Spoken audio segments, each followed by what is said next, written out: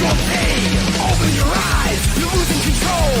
Open your eyes, put down the phone. Conditioned by misinformation, it's just the media telling us lies. Decipher fiction from the truth. Society's slow and tragic demise. Open your eyes, you're losing control. Open your eyes, put down the phone. Everyone's got their fucking opinion. And we're back. This is the New York Hardcore Chronicles live. It's alive. Mad, yes, but only a madman could have created this. And we are sponsored by Texas Silver Rush, DTFM Vinyl Distro, Generation Records, 126 Hardcore Clothing, and Mad Vintage.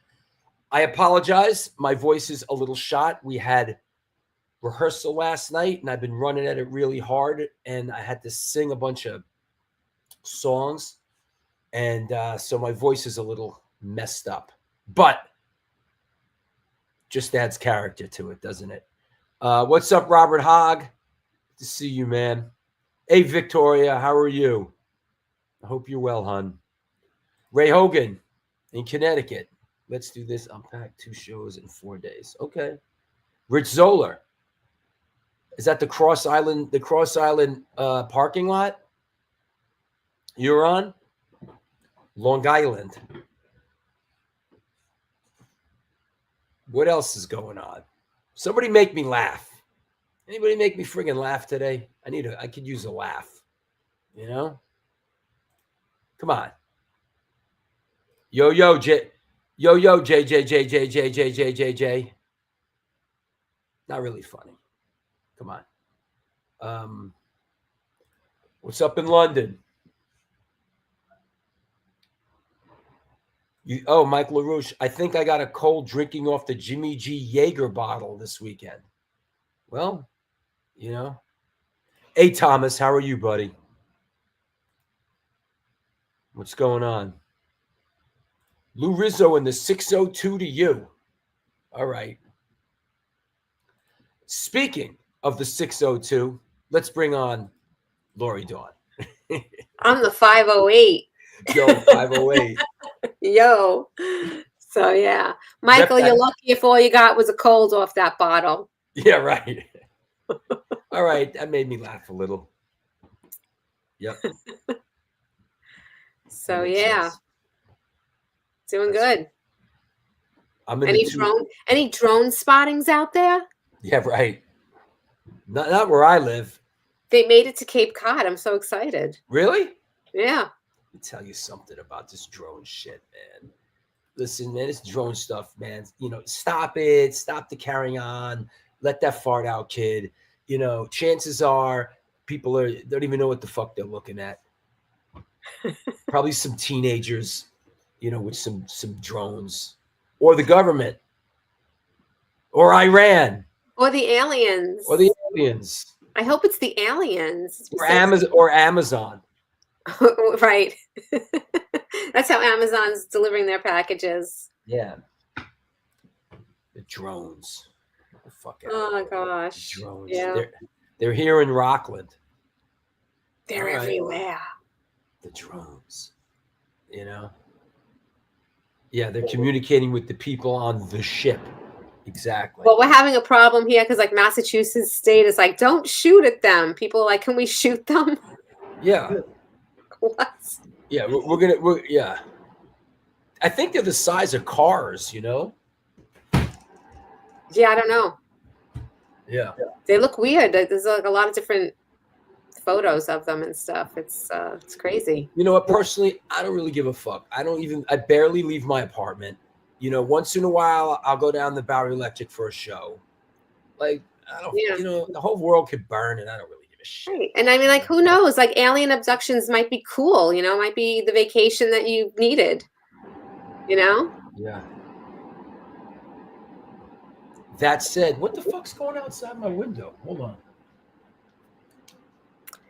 So Michael had a comment. Yeah, Mike Alago was at the tree show this weekend. Oh, it's just a human sacrifice.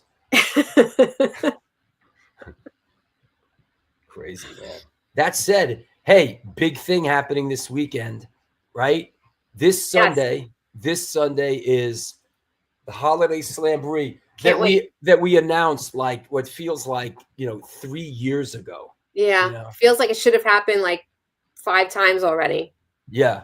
Yeah. But it is happening this Sunday. We are super excited about it. Come on out. We got our coat drive happening. So bring a clean or gently used coat to us. Come early because, yes, it is going to be 27 degrees out in the city, but we are coming prepared with hand warmers for you. So you can pick up a hand warmer from Women of the Pit while supplies last. So get there early. You're going to want to see Serial Poets, Shoot the Five, Fire is Murder, My War, Non-Residents. It's going to be a party. If you give us a coat, Elisa has a little gift bag for you. So it's going to be a fun time. Yeah. She's working on the little gift bags today. But the problem is that she can't tie them with only one hand. So right. Maybe falling out all over into the box, but we don't know what we're going to get. But yeah, it's going to be fun. Nobody said it was going to be easy. Hey, it's hard work. Yeah. But I'm excited. We rehearsed last night. We did the My War thing. And I'm playing guitar. I'm playing that guitar right there. Awesome. Actually. Nice. Playing that guitar. Okay. And it's going to be great with a bunch of different singers, and we're doing a bunch of cool songs, and it's going to be great. It's going to be fun. We got Cindy spinning the tunes. Yep. Can't wait to see her. She's awesome. And we haven't been in the Bowery Electric in a couple of months. So. Yeah. So this is like the grand return. The grand melee. Yes. Yeah. There you go. Hey, yeah, that was Michael Alago at the Tree Show, and yeah, he had a book event up there, is what was going on. So. Yeah, so he hit Alchemy in Providence first, and then he went over to the next day. He was in New Bedford at Purchase Street Records. So if anybody collects vinyl out there and you're within reach of New Bedford, it was a great little shop, really cool. Sky Raja owns it; he's awesome, and yeah, it was nice. I love record stores. You used to work at a record store, right? Yep. And it was the best job I ever had. We talked about this with Brian Slagle on the last show, which was a great show. Yeah. If anybody out there hasn't seen the Brian Slagle show, which was the last one we did, I worked at a record store in Boston. I worked at Strawberries in Boston. Wow. I worked at Agents of Fortune on Long Island. Yeah, we did in-stores, we did record signings, we played all the new records before they were out, we got the promo copies and stuff, and record stores were like super important before the internet. Yeah. And I think they're still important. I think it's a place to get out and meet friends. We used to go and we used to hang out there every Saturday. Loved it. Well, where I lived here in the Upper West Side of Manhattan, there was a big Tower Records, and like you just wander. I mean, it was a big record store, and we would just like wander around, like to the video department, to the Yeah. And by the way, if anybody's noticed that I've been blinking and squinting and doing stuff like that, because it's been called to my attention. We're not really sure what's going on. Hopefully it's not like the onset of what is it that Michael J. Fox has? Oh, Parkinson's. Hopefully it's not the onset of Parkinson's or anything like that. But a lot of people notice I keep ticking a little bit. Yeah. I'm fucked up. What do you want me to tell you? I'm fucked up. So Pat Baldwin, you know what? I don't know if it's the dryness of winter. It's been going on for a while, and it's a little more pronounced. We're trying to figure out what it is. I do wear contact lenses when I do this show, and I do wear contact lenses when we play. But that said, maybe time for CBD. Is that right? What's CBD? Is that like reefer gummies? What's CBD? It's like CBD is like the part of like marijuana that like isn't fun. Right. Okay. All right. Hey, Danielle, what's up? Danielle. Hey, guys. The granddaughter is napping, so I'm sleeping. All right. Awesome. Danielle's going to be at our coat drive. Good. So that's a reason to come out too. You know, I was going to wear my glasses on the show today, but you know, there's just, listen, this show operates at a high level of professionality. And like, you know, I was going to be like, you know, maybe I'll wear my glasses and not shave or something. I'm like, nah. No, it needs professionalism. Listen, I'm going out in the blaze of glory, really. Right, exactly. Hey, Joe Rene, the Texas Silver Rush. What's happening, Joe? Hey. In Fredericksburg, Texas. You know what? Let me. Yeah, let's do that. Let me do It's good to see you, Joe. Joe Rene, my man. The Texas Silver Rush is a jewelry dessert. The Texas Silver Rush is a jewelry design firm and boutique store located in the birthplace of the Texas country music scene in Fredericksburg, Texas. They specialize in working with musicians in all music genres to design and create unique one-off pieces, as well as to style them for stage, album covers, promo photos, and social media exposure. The client list includes Rock and Roll Hall of Famers Greg Rolle, Ringo Starr, and of course, Agnostic Front. Information on online sales are being taken at the Facebook and Instagram page, and of course, www.texassilverrush.com. Yeah, and if everybody goes stampeding over there to order something, because he's got some beautiful pieces, I'm wondering if he'll be able to ship by Christmas. Yeah. When's your last shipping day, Joe? Yeah, Joe, when's the last shipping day? Yesterday, probably. Yeah, right? probably. Yeah. Professionalism. Right.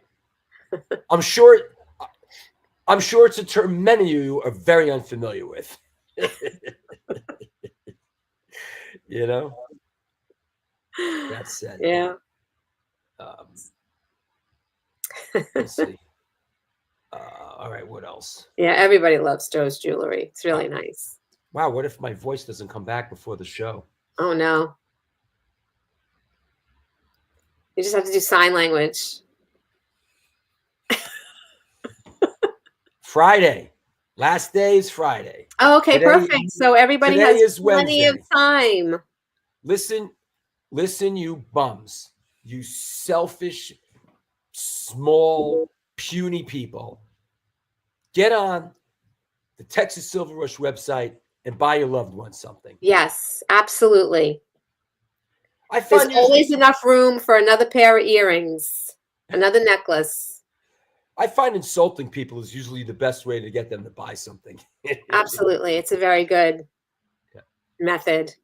Yeah. Yes, Michael, it was nice meeting you too. I'm glad you were brave enough to come up and say hello. Yeah, see? Actually, you know who came out to that show too? Mimi Fuggett came out to that show. Really? Yeah. She drove all the way out there. Yeah, wow. She just decided. She was like, I'm going to go out to Rhode Island this weekend and see Tree play. It was awesome. Wow. It was great to see her. Hey, Joe Rene says, ask for the Drew Stone special. All right. In Texas. I don't know what that is, but. Yeah. I wonder what the Drew Stone special in Texas I don't want to ask. No, we don't want to know. I could guess, you know. Hey, Michelle, what's up? Quarters all day long, Michelle. Oh, there he is, Dave Tree in the house. What's up, Hey, buddy? there he is. It was his birthday yesterday. Oh. Happy birthday, Dave. Happy birthday, Dave Tree. Yes. Hey, your friend Christopher Enriquez says, what up? He had an amazing year this year. Yeah, Chris had an amazing year. He's out there road dogging it, man. He is. He's making Long Island proud. Yeah, right. Speaking of Long Island. He's the pride of Long Island. Speaking of Long Island, let's bring our guest on. Lori, just one more time, everybody out there. This Sunday, come on down to the Bowery Electric. It is our annual holiday slamboree. It is the Women of the Pit coat drive. Bring a gently used or new coat. Yep. Lori's got a hand warmer. Get a hand warmer. Lots of great bands playing. It's gonna be great. Yep. Bring your singing voices, everyone. We're gonna sing along. Gonna have a big sing along there. Yeah, listen, everybody better, you know what? Even if you were thinking of not coming, you better come because I don't think I'm gonna be able to sing much. Yeah. We might have more surprises than we anticipated. Thankfully, I'm not singing in this band. I'm just playing guitar, but I am singing background vocals. Exactly. Men's coats too. So bring whatever. We're gonna find places for whatever. As long as it's clean, everyone, clean. Yeah, don't bring your nasty shit down to the Bowery. I don't want any smelly. I'm going to be smelling all of them. Don't bring your nasty ass, like, the cat's been sleeping on this. I'm smelling all the coats. Take it back. Yes, exactly. Not good enough. Yes. Listen, Ray, what's wrong with you? It's 2025. Men's coats? Like, yes, really. What world are you living in? Who's to say it's a man's coat anyway? Just bring a coat. Ray, bring a clean coat. Yeah. Bring a clean coat. And don't breathe. And you know what? Listen, if you come to the show, don't breathe on me. Anybody. Nobody breathe on me either. I don't know why people like to breathe on me. Like, what the fuck? You know, I used to think Michael Jackson was crazy because of all the masks. Now I'm like, you know what? I know, especially right before Christmas. And dude was onto something, Yeah, this is like the big, like the big cold season now. So it's like, ugh. I think people should just talk to me from like 10 feet away. Right. Or not talk to me. Most people don't talk to me anyway. They just sort of like look at me strange. Is that him? So, hey, Joe. Hey, Joe Frank, what's up, man? All right, let's get it on. Lori, thank you. I'll see you in a bit. All right, I'll see you. Take care. Bye. All right, here we go. This is the New York Hardcore Chronicles Live. Please forgive my voice today. It's a little messed up. And please excuse my squinting. Hopefully I don't have the onset of Parkinson's.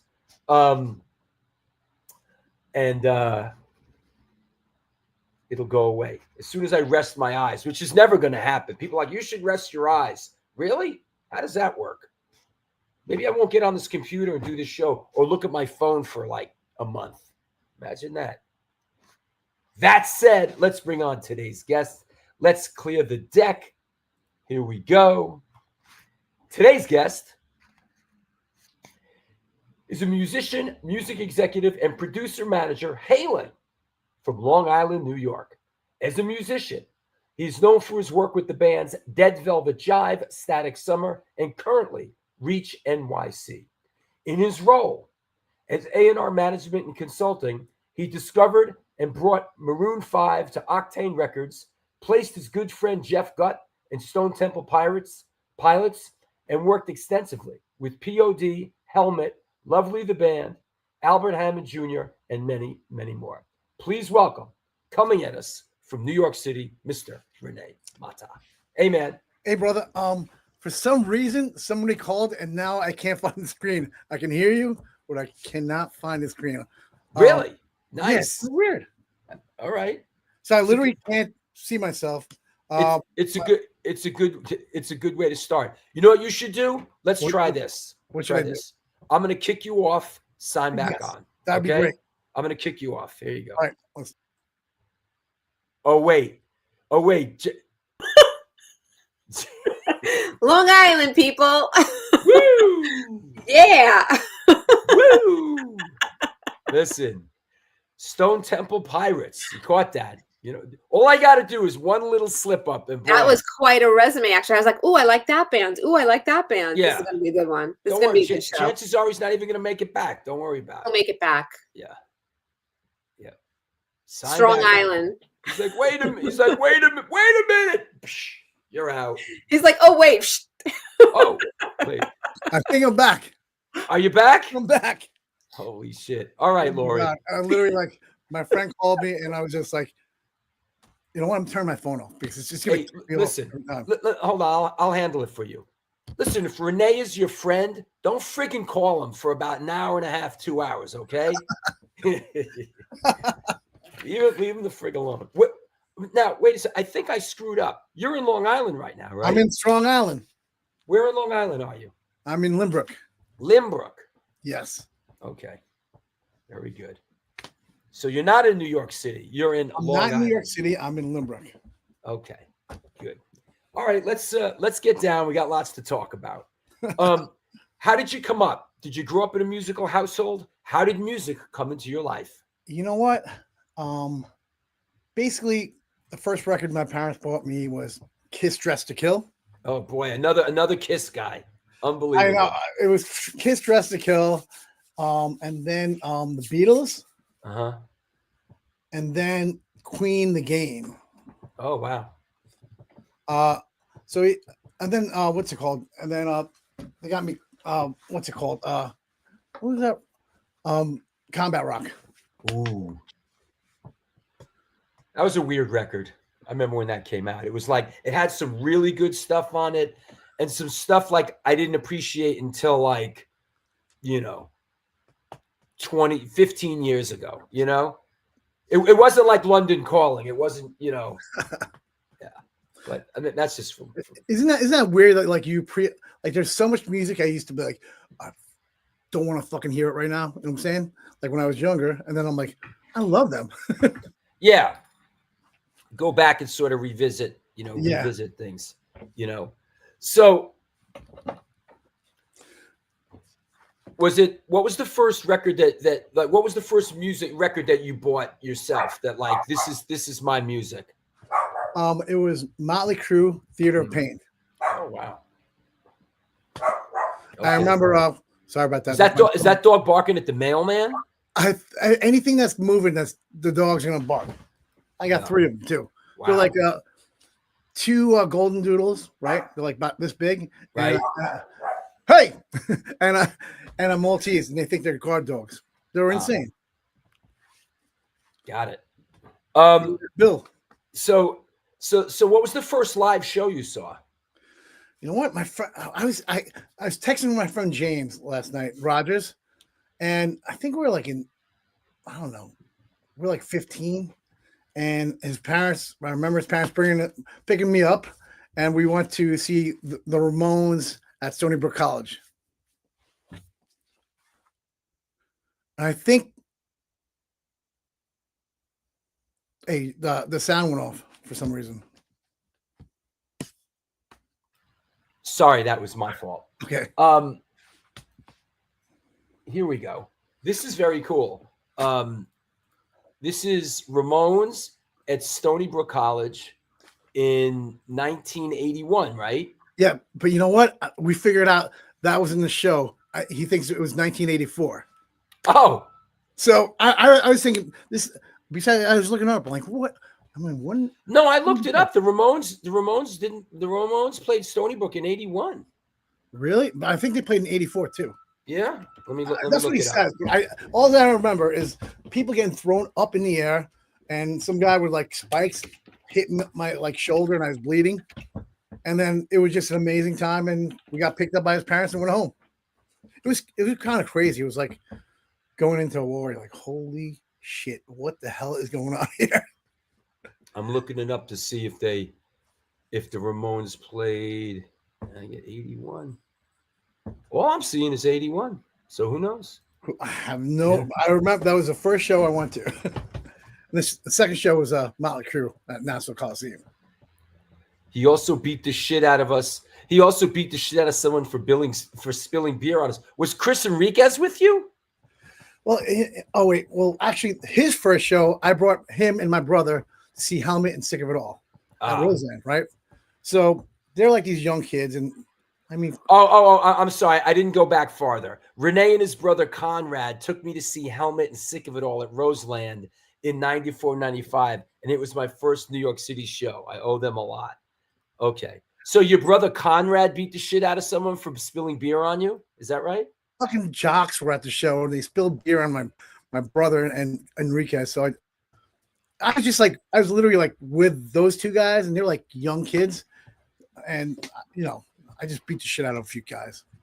Hey, those are the days. Like, you know what? I don't like fighting at all, but when it comes to my family, I'll fucking take a bullet and spill beer. You know what I like about this too? I swear to God that I must. This is 1991. I saw like pretty much every Jorma Kaukonen and Vital Parts show. I probably saw Jorma 25 times between 1990 and like 93. I saw Jorma everywhere and anywhere. So yeah, that brings back some memories. I mean, Yeah. Sorry. Back then, man, like all these bands like played in Long Island, like U2 and Smashing Pumpkins. Yeah. For, like, humongous. Stony Brook had some great shows. Yeah. Yeah. And then what's it called? Then pretty much like growing up at the Long Island Railroad, we just take the train on the weekends to go to shows too. Yeah. At CBGB's. Right. And what inspired you to sort of start a band and get the band thing going? You know what? Pretty much growing up, right? Like there's all these guys playing covers, and they're like, "Oh, that guy could play Maiden. That guy could play this Zeppelin song, right?" Sure. Well, I was always with the guys that couldn't play those songs, and we didn't know how to. We were all like not that rich, and we couldn't afford guitar lessons like some of the people, and we were pretty much self-taught. So the songs we would cover is like like the Ramones, like Ramones, so, like very, very not difficult songs, right?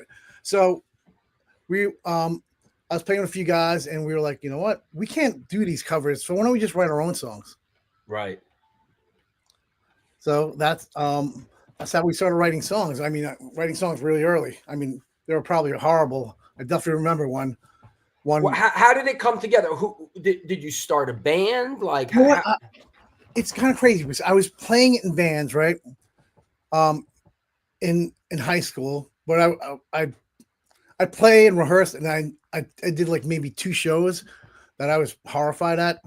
And then my senior year of high school, I was with so basically there was this girl Donna, and she was my we shared lockers, and she passed away senior year of high school, right? And she passed away in high school? On her birthday, right? Literally got in a car accident on her birthday. Oh man, Al Levovich, right? Not to be morose, but I had a friend that passed away in junior high school, and man, that was so traumatic, man. It was horrible. You know what? It was very traumatic. She was like the first girl that I was like friends with, like actually, like like she was my friend. You know what I'm saying? And I just remember just getting her stuff. She was a girl friend. Yes, she was a girl friend. Yes, I'd be like, yeah, I like, I'd be talking about it like my ex-girlfriend Diane or something. Be like, crying about her or something. But anyways, it was pretty traumatic, and we did a concert for her, and I remember my cousin was in a band with this other guy that I went to high school with, right? That I'm not going to name, but they were in a band together, and I remember getting with this guy with the keyboard, this keyboard guy, like singing a song like that we wrote for her, and that was like the first time I played live, like my own song was that day. And is this is the early days? That is right out of high. That's like a year after high school. Look at the bod on that kid, huh? Jesus Christ. You know what? That's my guitarist Brian Messina. He passed away like 2 years ago. It's crazy. Yeah. We're at that age. Yeah. How old are you here? 18, 17? I would say 18, 19. Yeah. 18. Yeah. That was like right before I was living on 2nd Street between B and C. Oof. Oh my God. This is in the war zone, right? Remember there was that Chris Enriquez says, look at that Filipino stud. Oh you don't even want to know the bad things I did. Only kidding. But you remember right around the block was that pool hole, and there was always like shootouts there. Yeah. It was like right under like Red Square. Remember Red Square? Yeah, of course. So we had a big loft. It was right across the street from the firehouse. And listen, I'm from a Filipino family, right? So for me, my parents are like, either go to college or get out. Right.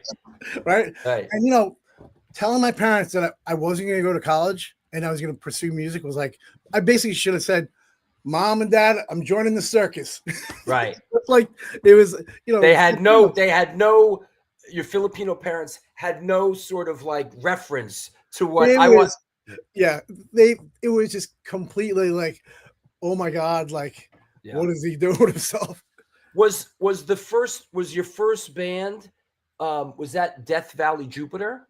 It was Death Valley Jupiter, right? That's the first. I like that name. Kind of cool. I like Death Valley Jupiter. You know, it was in the 90s, so everyone had a 3-thing name. You know what I'm saying? Right. Red Hot Chili Peppers. Temple of the Dog. You know, Faith No More. Faith No More. Death Valley Jupiter. Yes. Right.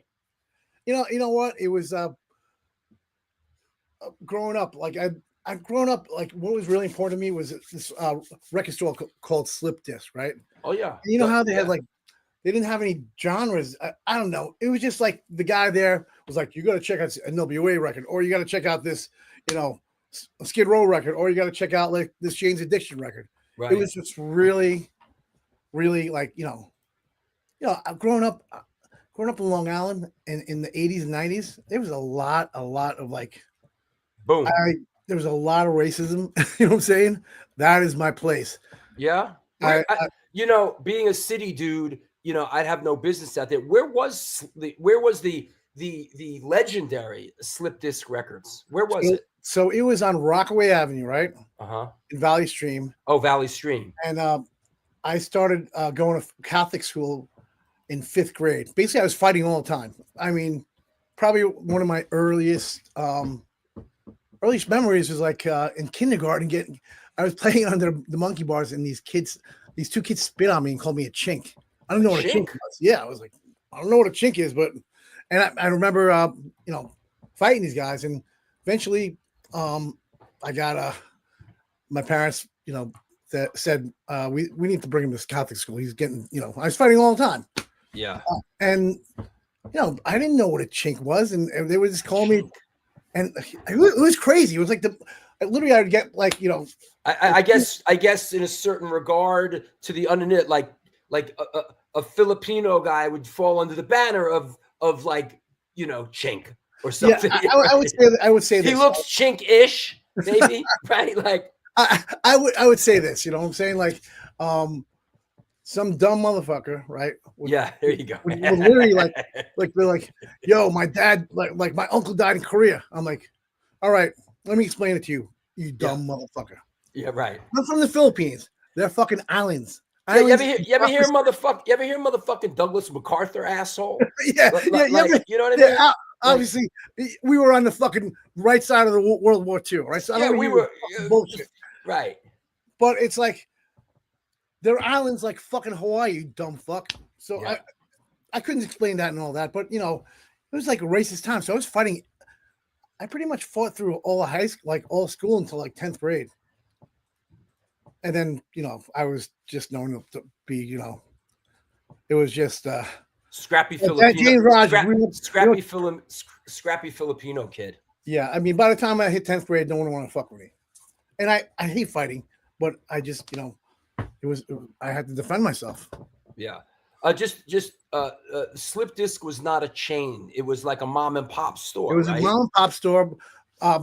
Owned by this guy Mike, and I love this guy. He does all those Vinyl Revolution shows now. Oh, really? Yeah, he's still around. He is still around. I mean, listen, I definitely helped pay his a mortgage on his house for sure. I love that store, and I still, you know, everyone that worked there was just awesome. Like they just always steered me on the right music. I mean, I bought Temple of the Dog there, and I also bought like Shout Out the Devil there. Sure. And also bought like what was that first Ice-T record? Oh, yeah, I know what you're talking about. Yeah, and literally, and then NWA. It was just like I would listen to everything. I would listen to hip hop, right? And I would break dance, and then I play in bands. Like it was not, you know, it was all the Beastie Boys. They were really important too. When did Dead OG Original Gangster? That's what the first Ice-T was. Yeah. When did Death Valley Jupiter change its name to the other 3-word name? when did you move laterally and rebrand yourselves Dead Velvet Jive? You know what? I'm going to be honest with you. I was living in the city. I was on massive amounts of, you know, I mean, you know how it was back then. Like we lived on very little money. Mm-hmm. We were like lived like I was working on Limelight, and I was just partying every night and being a sane person on drugs, and it was a crazy time. So I don't remember why we changed the name. I think the guitarist Chris Bonet said there was somebody else with the name Death Valley Jupiter, which I was like, how the fuck does anyone else get that name? Yeah, that don't sound right. Like, there's another band called Death Valley Jupiter. Sounds like Chris just sounds like yeah, like Arizona or something like that. So right. we changed it to Dead Velvet Jive. But look at you, dude. You guys were You guys were living it, bro. Yes, we were. We had and we had like coming out of high school. I was like definitely a lot more like a little chubby and I wasn't I definitely I wasn't like confident. You know what I'm saying? Mm-hmm. And then when I played shows in the city at then, it was insane. It was like another person on stage. It's like that now. I'm looking for you. You sent me a great shot of you at the Limelight. Where the hell is that? Because the Limelight was such a big place back then, I mean, for all those people who don't know what the Limelight was, it was a club in Manhattan on 20th Street, right? It was an old church. And every night used to be a different night. I got it. I found it. Go ahead. Sunday nights was the rock and roll hardcore kid night. Everyone would go Sunday night, right? But we also go Tuesday night because it was like industrial night. There you go. Right? Oh my God, look at me. Damn, bro. Dude. Is she a gangbanger, this girl? She's like flying those colors. I don't know who she is. You don't? I looked at picture like so many times. What shirt is that you're wearing? It was this band I loved. Rosario Violet? Rosary Violet. I remember them. So they were like definitely a big influence on me because they were just going wild. They were just like they were like punk, but like industrial, but like alternative. It was like the first time like this is my music. Like how like Jane's Addiction, that was like my Led Zeppelin. So they were like they could play Jane Says and they could play Mountain Song in 2 seconds and it made sense. Just to say, since we were running in kind of the same, here's me with Antidote playing the Limelight in that same era. I think we might have hung out, or there you go. We banged the same chicks, that's for sure. There you go. And I just have a flyer for those that this is an Antidote Warzone show we did at the Limelight. This was like an interesting. I definitely remember Antidote for sure. Check that out. Oh my God, that is so crazy. Yeah. So anyway, you're at the Limelight. You're doing your thing. You're doing Dead Velvet Jive. And not the Limelight, right? I'm living on 2nd Street. Living in the city. It was the 90s. Uh-huh. I mean, I just have so many funny stories. I mean, the 90s were like, it was kind of crazy. You didn't have, there wasn't phones. Just people. It was lawless, especially in the city, right? Mm-hmm. There was like drug dealers everywhere. I remember the gas station was on the corner. Remember the gas station? Yeah. And it was at the corner of my block. And I remember one night, all these people were running away. And I'm like, what's going on? And they're like, out of the place, right? And they're like, Gigi Allen's throwing shit at us. Yeah. Well, Gigi Allen played his last show ever. That was the last show he ever played at the gas station. Yeah. And as a matter of fact, Gigi Allen's brother, Merle Allen, is coming on the show. Put it in your calendars. Sunday, February 19th, kids. Yo, I was scared of that guy. He had a Hitler mustache back in the day, and he just looked scary. Yeah. He literally had a walk around with a Hitler mustache and like a helmet with a spike coming out of it. Yeah, he was pretty off the hook, that dude. He would throw duty at people. So it'd be like, insane. But it was, it was a crazy time, and there was just a bunch of us working on Limelight. Gavin worked at Limelight from Burn. That's how I met him. Right. Eddie. And then Eddie Wall. Eddie Wall, man. Eddie Wall. Eddie Wall did the VIP room at the Limelight, and he's gone on to be a very successful producer. So Eddie Wall was VIP door guy, right? And then he produced him and Rob Caggiano from Anthrax. That's right. They produced my first demo that got me a record deal, right?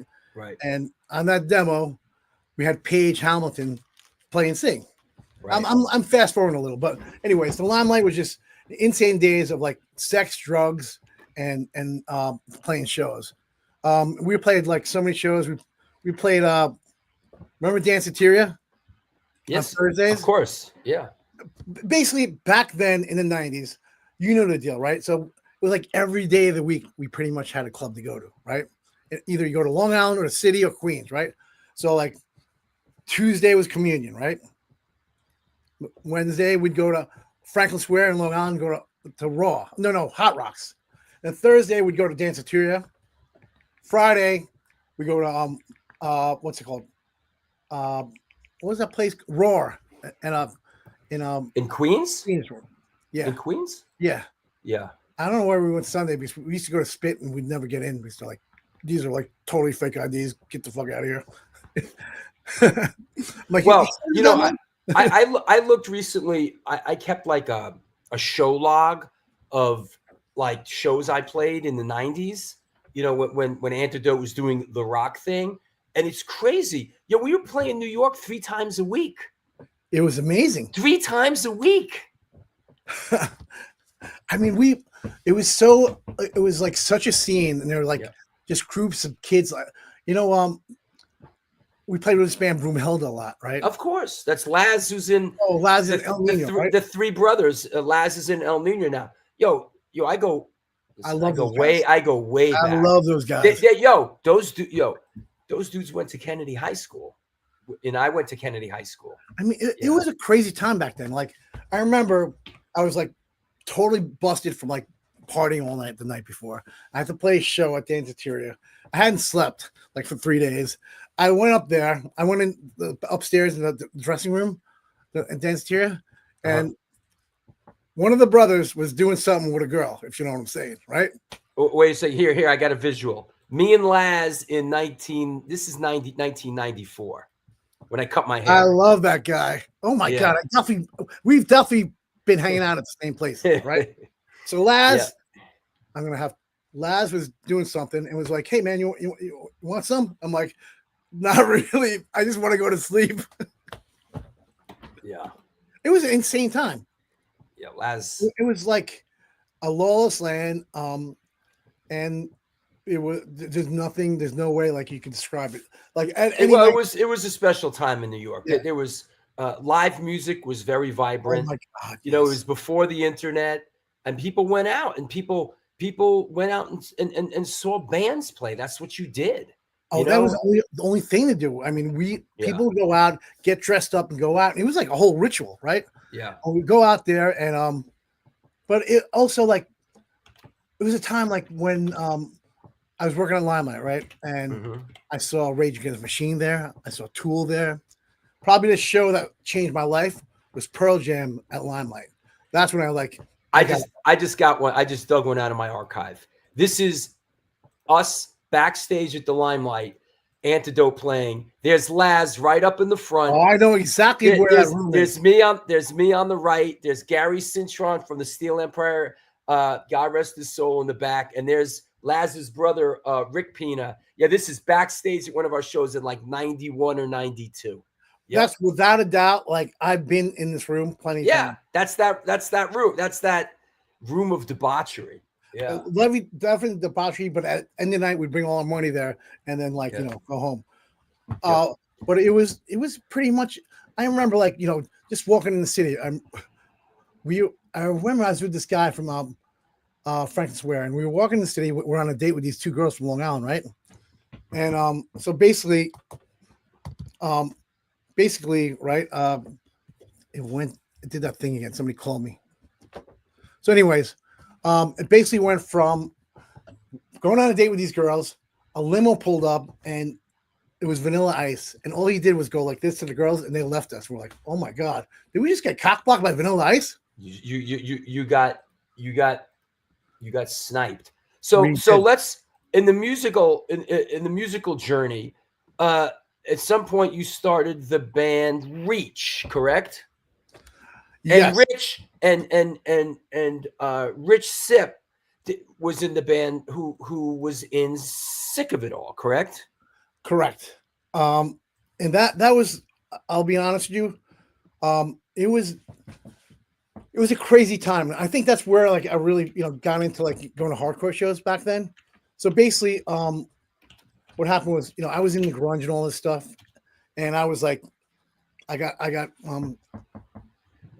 remember Gavin trying to beat me up. We had like a fight in the chapel, right? Wait, before you veer off, yes. How did the band come together? The band came together.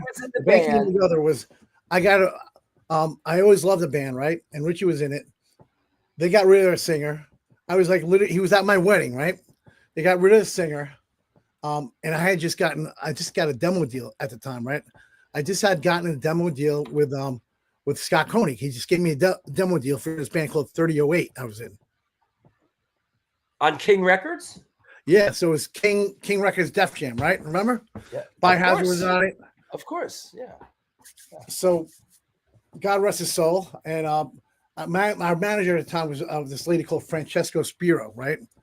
And what's crazy is that she actually, she worked for Def Jam, and then after that, she was working with P. Diddy for like a lot of years, and she passed away like a decade ago. She was in recovery with me, and she was my first manager, and definitely guided me through a lot of stuff. So we got that.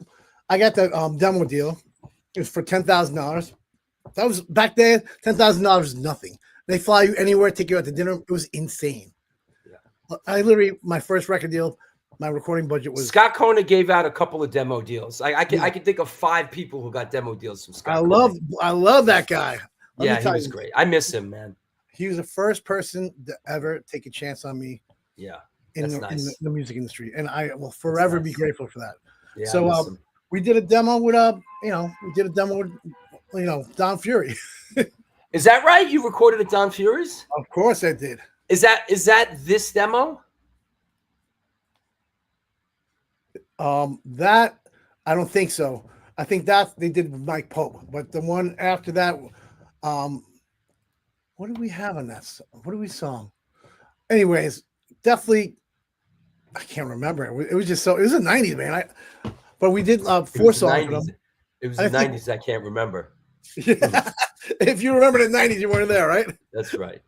But we did. I was actually sober then, so. I wasn't. You know what happened when I was living in the city? I got totally screwed up. I remember when I started doing heroin. Right, it was an insane. It was pretty horrible. It was like that's all I wanted to do, and this is the '90s, right? So it was like getting heroin was like everywhere in the Lower East Side, right? I mean, you'd go to like 4th Street and they'd lower a bucket and you'd pray to God that the bucket would come down with your stuff in it. It was pretty much insane. And I think I shot up and 2 of my friends from high school saw a shooting up in the bathroom, and they came in, and this guy, Jimmy Warnlick and Chris Lowe, got Chris Lowe. These guys, like you ever have these friends like from high school that, like, well, in the middle of the night, we'll do anything for you, right? Well, they were going to kidnap me and bring me to Florida, or they were going to tell my parents. And they told my parents, and that was a definitely a turning point in my life. I'm sure your Filipino traditional parents were too happy to hear about that. You know what? It was a fight between like me dying or me being alive. Really, right. It was a pretty intense time, and if I didn't have the family I had and the friends I had, I definitely wouldn't have made it. I literally went from working in Limelight. It was just insane, and the debauchery and like meeting all these people was just crazy, right? And it was an amazing time of all this new music, all these girls, and then like and then I got fucked up. I got screwed on drugs, and I didn't want to go to shows. I didn't want to go out. I didn't want to do anything. Girls, drugs, music. Girls, drugs, music. But when that started taking over, yes. So when that took over, the heroin took over. It was fuck the music, fuck the girls. Well, before you go down that rabbit hole, weren't you guys on the New York's Hardest comp? Yes, we were on that. Yo, and SFA was on there, Yeah. and who else was there? Was a bunch of people on there. Sal Villanueva, right? Oh, Scarhead was on there, Candiria, right? Yeah. A lot of music bands. Yeah, that was a good comp. That was definitely a cool comp. And I think there was another one we were on Long Island comp with like Cleanser and Glassjaw. Hey, by the way, here's if anybody out there is looking to name your band, here's the 2 suggestions that Rene and I have. Number 1 is Filipino Intervention, and number 2 is Cock Blocked by Vanilla Ice. That's a pretty good band name. Yeah, but that was only other time was, check this out. It was something with rappers in the 90s cock blocking me, because I remember you're still. It's amazing you even remember this stuff. I remember. So I was at Limelight, right, and I was hanging out with this girl, and she literally left me for like, who's that? What's that Spanish guy? She like took off with that dude, and went home with him. That guy, Rico Suave guy. Oh, Gerardo? Dude, he literally took off with the girl. Bro, he's Rico Suave. Of course he did, man. I mean, it was insane time. I remember. You think forget it. Rico Suave, forget it. I had the same abs as him at the same time. At least you were Filipino. You had a little ethnicity. I'm like a straight looking white boy. Forget it. I got sniped left, right, and sideways. Dude, it was awesome. Is that right? Gitter would know. Mike Gitter. Gerardo started Interscope Records. Is that right? He did. He's an ARR guy there for a long time. That's right. He was, right? So I remember it was good call. Good call, Gitter. Thank you. So I remember like during that time period of seeing all that music. I think I went with Saab. I definitely went with Saab to see him open up for Danzig, right? Were you at that show? Marauder and Danzig? I don't think so. I was at that show. And then you remember Saab, right? Of course, I managed the Marauder. Of course, I remember Saab, yeah. So anyway, Saab, I think we went to like an AF show, and I just remember people fighting with the it was like an insane riot. Everyone like was running out of the club. Oh, was that the one at the Palladium? Yes. Yeah, it's a legendary show. I was like, what? I'm like, this is a hardcore show? What the hell is going on here? There's like a riot. That's the first hardcore show I went to. Yeah. Here's a shot of me when I was managing Marauder. And like, this is in Europe, obviously trying to figure out the latest friggin' Marauder drama, right? Oh my God, dude. Yeah. Yep. You look like Jimmy Necco over there from Ours. Yeah. I don't know what was going on with my hair there, man. I had I don't know what that was. Dude, so me and Saab, we definitely had that ethnic look back then. Yeah. And we would just, I mean, I don't know what we did, but we'd go out with overalls without a shirt. Like, I don't know what we were thinking back then. It was just an insane time. And it was there was one time at Limelight, right, where I was working, and Mark Wahlberg. I saw Mark Wahlberg, but he was Marky Mark back then, right? Mm-hmm. And he's with Tori Spelling, and I can remember this is just hilarious. So all I said was like, "Yo, Marky Mark's in the house." He's like, "Fuck you, motherfucker!" He, like, tries to fight me. So I'm like, "Yeah, motherfucker, fuck you and your Boston shit." And we were about to fight, right? And then all the bouncers. Fuck you, and your Boston shit. That's what I said. Not just fuck you, but end all your Boston shit dude, too. If you back then, so in other words, TikTok hat, you'd get your ass kicked in New York. Wait, so here in the archive is the Palladium show we were talking about. This one. Yeah. Yep. Agnostic Front. I was going. You know what? Yeah. I love Leeway so much back then. Yeah, that guy Eddie. I'm like, he could actually sing. That guy was insane. Yeah, he was great. Eddie Sutton was great. Oh my God, he was one of my favorite singers. Yeah. Fuck you, and so in other words, what you're saying is fuck you. That's a given. Like, yo, fuck you. But I'm also saying fuck your whole city, your town, everybody in your town, your family, your boys, your slap happy grandpa, Red Sox. Red Sox, right? The Red Sox. Remember back then? The Celtics, all that shit, man. I mean, listen. That's a fight. Those are fighting words. So we were about to fight. Fast forward maybe 60 years later, right?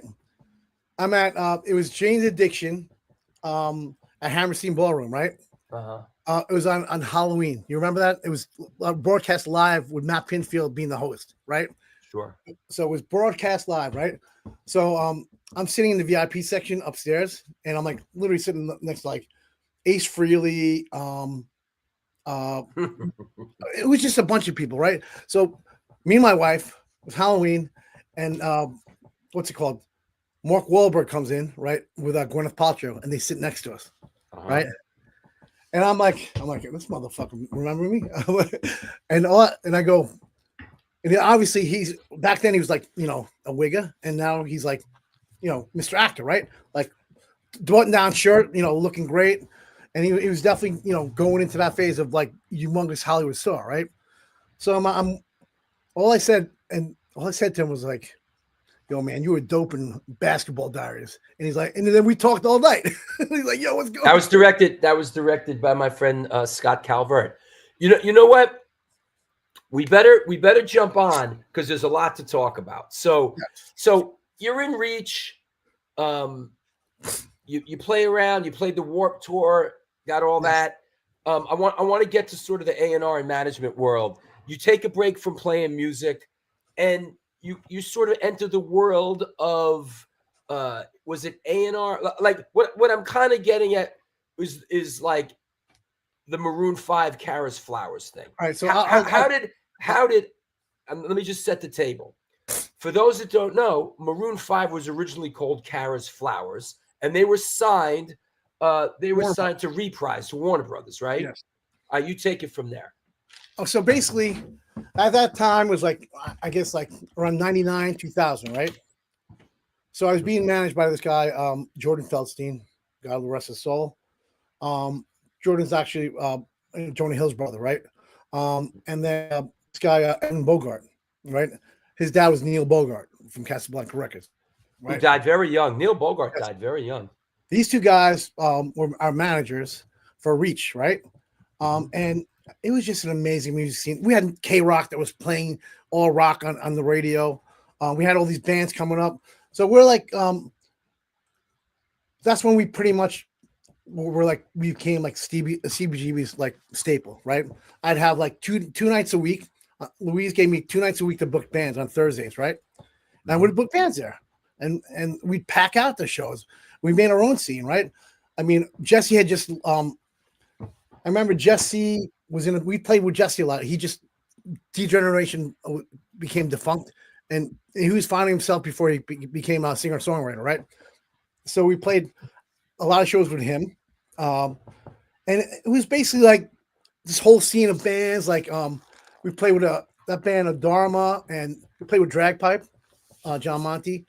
Right. It was an amazing time, but we were also the band from New York that, like, you know, we played Coney Island High opening up for Static X, like us. Right. And what's it called though?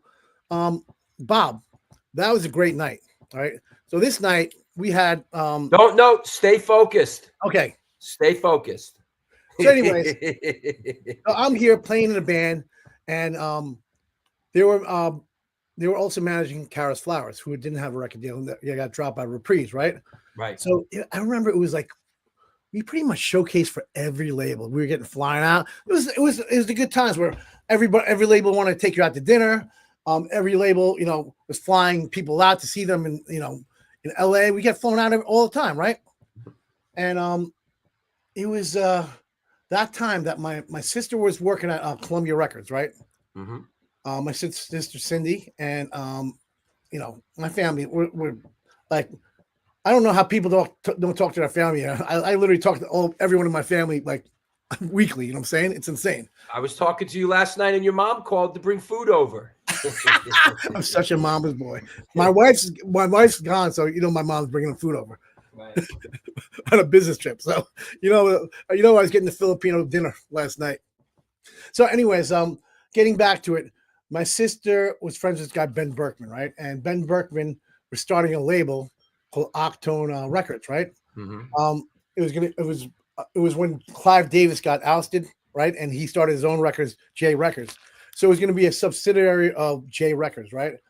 And it was it was an amazing time, right? And I was working at check this out. During the day, I was working fingerprinting people for INS, right? And then at night, I'd go out all night and then barely make it to work the next day. It was, you know, I was all in for music, right? And I, you know what? Also, I was just freshly like clean and sober too. So I was driven. You know what I'm saying? Mm-hmm. I was like, you know, I had a few years clean and sober. I was just like focused on doing music. So, anyways, knowing every band that always played there, right? And just like we knew all the LA bands too, like Incubus, and we played with System of a Down. Me and Christian, you know, Christian McKnight. Mm-hmm. He booked all the Long Island shows. Mm-hmm. He's the one who brought Fugazi to Long Island at the PWAC. Wow. And he did I saw so many amazing shows there. I saw the H2O's first show there. Stay focused. Okay. Anyways, getting back to how I got into the music business part is that they were looking. They're starting this label and they were looking for a scout, right? Uh-huh. And my sister's like, "Well, you're friends with all these bands, don't you? Like, you know, why don't you go out for this job, right?" I go, "All right," and she goes, do not name the bands. Don't list the bands. You can't trust anyone, right? Right. And so I sent you a sheet, right, with a description, right, of all. Here it is. And this is really, really interesting for those watching out there. This is the sheet that Rene's talking about, and what he put together here and submitted to this label was basically different songs and different bands and explanations, but no band names, right? Yes. So all right, let's read the first one. Yeah. Heavy melodic, like Helmet meets Jane's Addiction. You know this is my band already. Of course, I put my own band, Reach First, right? Right. Right. The second band, read that. West Coast band, soulful, smooth, and hooky, can play their asses off. Like if Stevie Wonder was reborn as a bunch of good-looking, skinny white boys playing cards with Sting. Guess who that was? Chili Peppers? I don't know. That was Maroon 5. Because that was Maroon 5? Yeah, they came out like Jamiroquai, soulful. I mean, they went from like Karis Flowers being like trying to be like Green Day and stuff and play that. And then they came out with like this, you know, Sunday morning song. It was so good. It was so good. But, you know, they had a stigma of like a signed band. And back then you were signed, you were like discarded. You're not going to once you're signed and you don't make it and you're dropped. Yes. You know, back then, I mean, basically what you did is you would just reorganize with a couple of other guys and take a run at it again with a different name. That's why I have old names of different bands through the years. Yeah, right. So anyways, getting back to it, I went there and they said, "Hey man, wait a second. Whoa. Is that right, Lori Dawn?" What? I like that first Maroon 5 LP. All right. You know what? They wrote that on their own, right? Yeah. And what's crazy is that I think it was a girl that he was obsessed with, right? And I think he went to Long Island, followed her. He literally went to Five Towns College for like a semester. So this band in the middle of new metal, they were like, this band would like play with like System of a Down and all these crazy bands in the middle of it because they wanted an alternative. Anyways, so eventually, like, they go, "Who's this band?" I'm like, "My band?" They're like, no, the second band, the song, you know. Right. I was like, all right, and I go, "Listen, you got to trust us before you know you're going to be working us, right?" And they took me out to dinner. I go, "All right, there's this band. They're called Karis Flowers, and my manager managed them." So I was like, "Well, when can we see them?" So I literally went. What's it called? I set up a showcase at Viper Room, right? And they flew out, and we didn't have cell phones back then, right? We had beepers. Yep. I remember, I think they beat me in the middle of the night, and I called them, and they're like, "You got to get us this band." I was like, "Sure, I'll get you this band." Meanwhile, knowing like every label in the world passed on them, it was easy to get the band. So me being, a kid, have no idea about anything in the music business, right? They basically were like, I was just doing my own thing. I was just really worried about my own band, right? And they're like, we want to sign the band. So I wasn't really keeping up to it, right? They wanted to sign the band as Kara's Flowers, or did they change their No, name no, to they Maroon signed the 5? band as Kara's Flowers. And Right. basically they signed the band and they were like, oh, sorry, we can't give you a job. I'm like, all right, whatever. So they're like, we're going to give you like $1,300 for a finder's fee. $1,300 for bringing us Maroon 5, whose first record went on to sell 10 million records. And I think they actually joked about it, that they didn't give me a point. That I did not get a point on the record. Like usually when you find a band, you get a point. Yep. Your back end, right? Yeah. Because you, and listen, I'm not saying I made Maroon 5.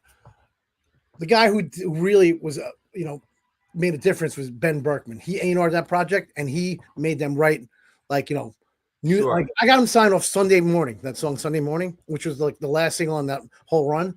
But they didn't have like, This Love and all that stuff. Ben Berkman is the one that like really like, made the band right up. But still, it's as we say, it got you up on the board.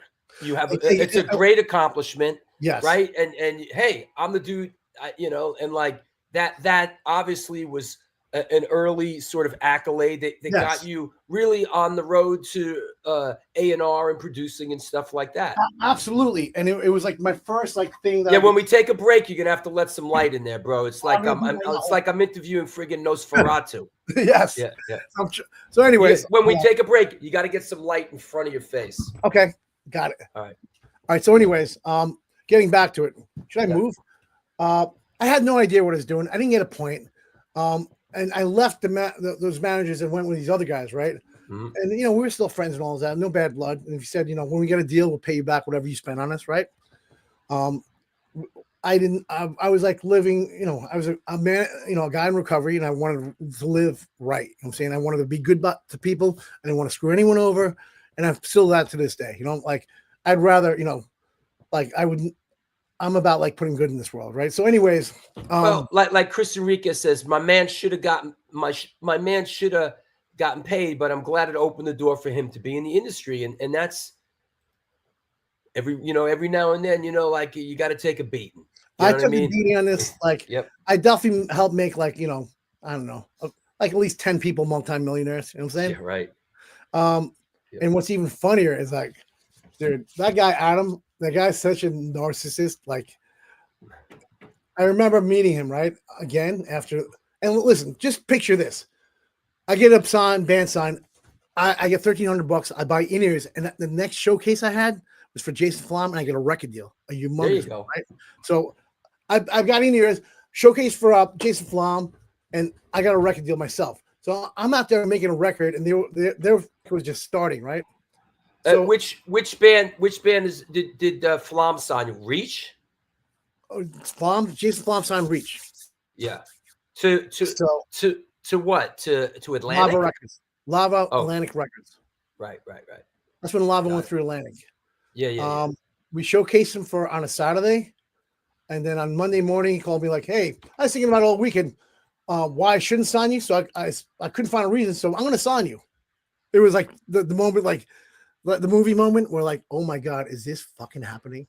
Like Jason Flom signed Twisted Sister. He signed Skid Row, and he also signed right. Katy Perry. Skid Row, that's a good one. He signed Katy Perry? Yeah, and he was president of Capitol Records. That's what his run. He had Katy Perry and 30 Seconds to Mars. Skid Row is a good signing. Yes. At the We time. also did STP, Tori Amos. Wow. He was involved in so many things. I mean, then he had that whole run with like Sugar Ray, Kid Rock, and Matchbox 20. Wow. So Gitter would know. Yeah, Tori Amos. Yep. Yes. Yep. And I think actually Shaka told me Flom's the one that signed, like I guess like Orange 5? Orange 9mm, right? Or Orange 9mm, right. So anyways, getting back to that was my first job. Orange 5. Orange 5 is a combination of Maroon 5 and Orange 9. Orange 5? Yes. So I totally ADHD out of that that story about Adam Levine, right? So I meet this guy, they're big stars right now, right? And I meet Tom Carlin. So I meet I love that guy. So I meet him, and they're like platinum band right now. And he goes, "Hey man." He's like, I heard you didn't get a point. We owe you a lot of money, right? I go, well, your manager knows my address. And dude, that guy never sent me $1. There you go. Well, that's here, Maroon 9mm. That said, hey, let me take a sponsor break. And when we come back, I want to talk about you getting your friend Jeff Gutt into STP as the singer. I want to talk about Helmet and the work you did with them and some POD. And I'm in no rush today, and I don't think you are either. I am not in a rush, my brother. But get some light in front of you. I'm going to go in a different room. All right.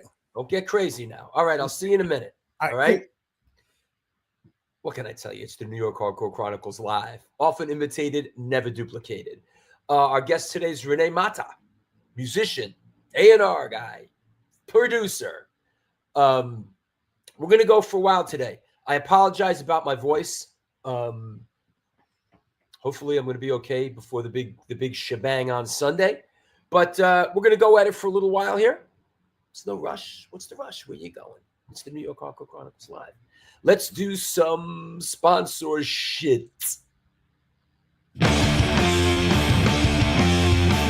Since 1992, Generation Records has been a mainstay of the New York metropolitan area music scene. Today, they offer a diverse selection of new and used rock, jazz, indie, hip-hop, punk, hardcore, metal, blues, soundtrack, and reggae LPs, as well as t-shirts, posters, and other merchandise. They buy used record collections and music memorabilia and will pay you top dollar for them. House calls made for large collections in the tri-state area. Call or email generationrecords@gmail.com and follow them on Facebook and Instagram.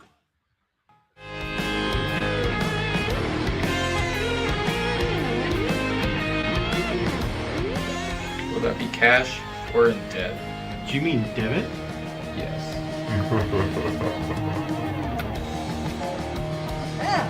Sorry. Another eternally satisfied customer.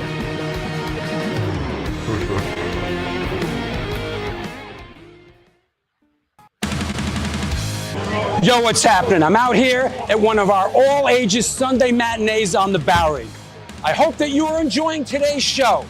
I just want to let you know that the New York Hardcore Chronicles Live needs your support. Please step up. There is a Patreon page that has a lot of unique program. Shows are announced there first. Lots of good stuff. There's a PayPal address right there on the screen if you want to make a contribution. There's also a super chat function. You could do that, but the bottom line is this show exists because of your support. We're going to be doing it for a long, long time.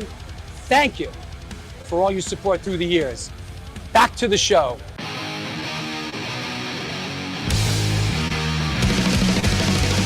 Conditioned by indoctrination, conditioned by society. You're a victim of the digital age, a 21st century casualty. Open your eyes, you're losing control. Open your eyes, put down the phone. Conditioned by misinformation, it's just the media telling us lies. Decipher fiction from the truth, society's slow and tragic demise. Open your eyes, you're losing control. Open your eyes, put down the phone. Everyone's got their...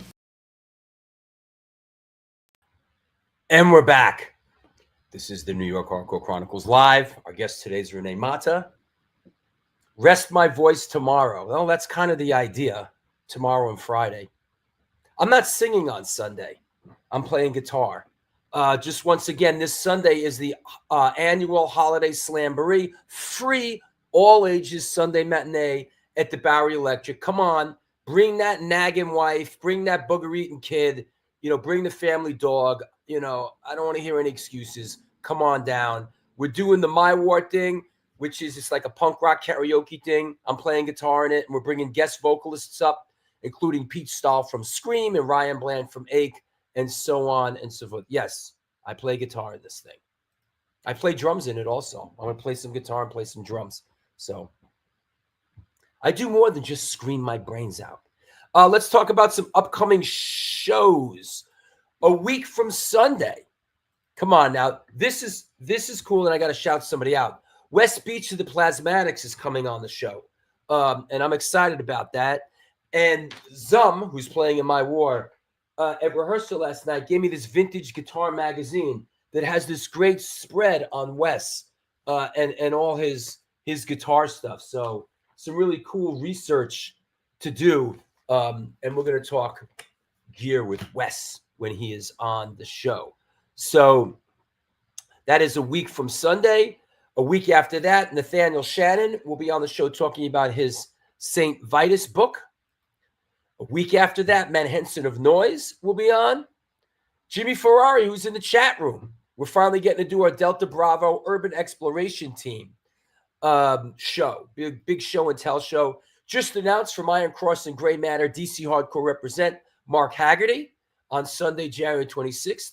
Yo, speaking of punk rock bowling, which, by the way, I don't know if you heard, but Incendiary Device is playing punk rock bowling this year. What's up? With 7 Seconds and Negative Approach. Brought to you by the Stern Brothers. Of course, they are the creators of punk rock bowling. They will be on the show. And of course, the force behind the band Youth Brigade. They will be on the show Sunday, February 2nd. Excited about that.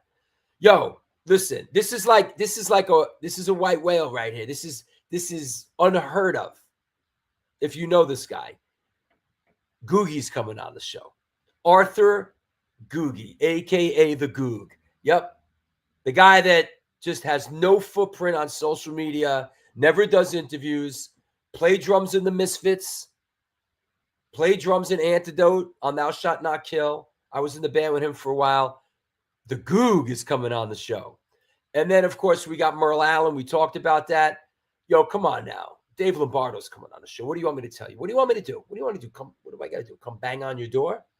What do you want me to do? Dave Lombardo's coming on the show. Right? And then Sunday, March 9th, we rescheduled Carl Gale. He had a family sitch. So he is coming on March 9th. So, yo, lots coming up. We're not going anywhere. And the reason we're not going here is because you support the show. So thank you. And if you're wondering how you can support the show, there's a Patreon address. There's a PayPal address right there. The show needs your support. Plain and simple. That's how we do it. That's how I do it. Please don't make me go out and get a job flipping burgers. I just want to do the show. That said, thanks for all the support, everybody. I want to shout out latest patron Susan Antonson and everybody else that's just a big part of it. You can also do a super chat. There's a super chat function. It comes through in color. I ask a question. You'll go right to the front if you have a question for our guests. But please, I implore you to support the show. If you're watching in rerun, there is a subscribe button there. Subscribe to Stone Films NYC YouTube page. If you have a communication device, which something tells me you just might, please pick it up and follow the show on @StoneFilmsNYC. So that said, and you know what? Feel free to reach out to me anytime. I'm available.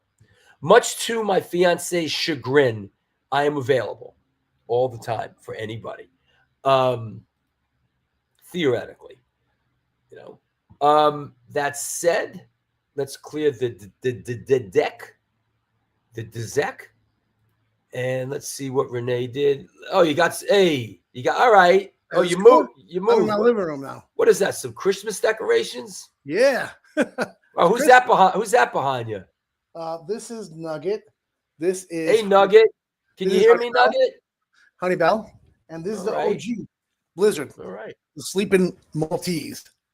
Cool. Good. All right. They seem well behaved. You know, They're well behaved sometimes. Yep. All right. So let me just sort of freestyle things a little bit.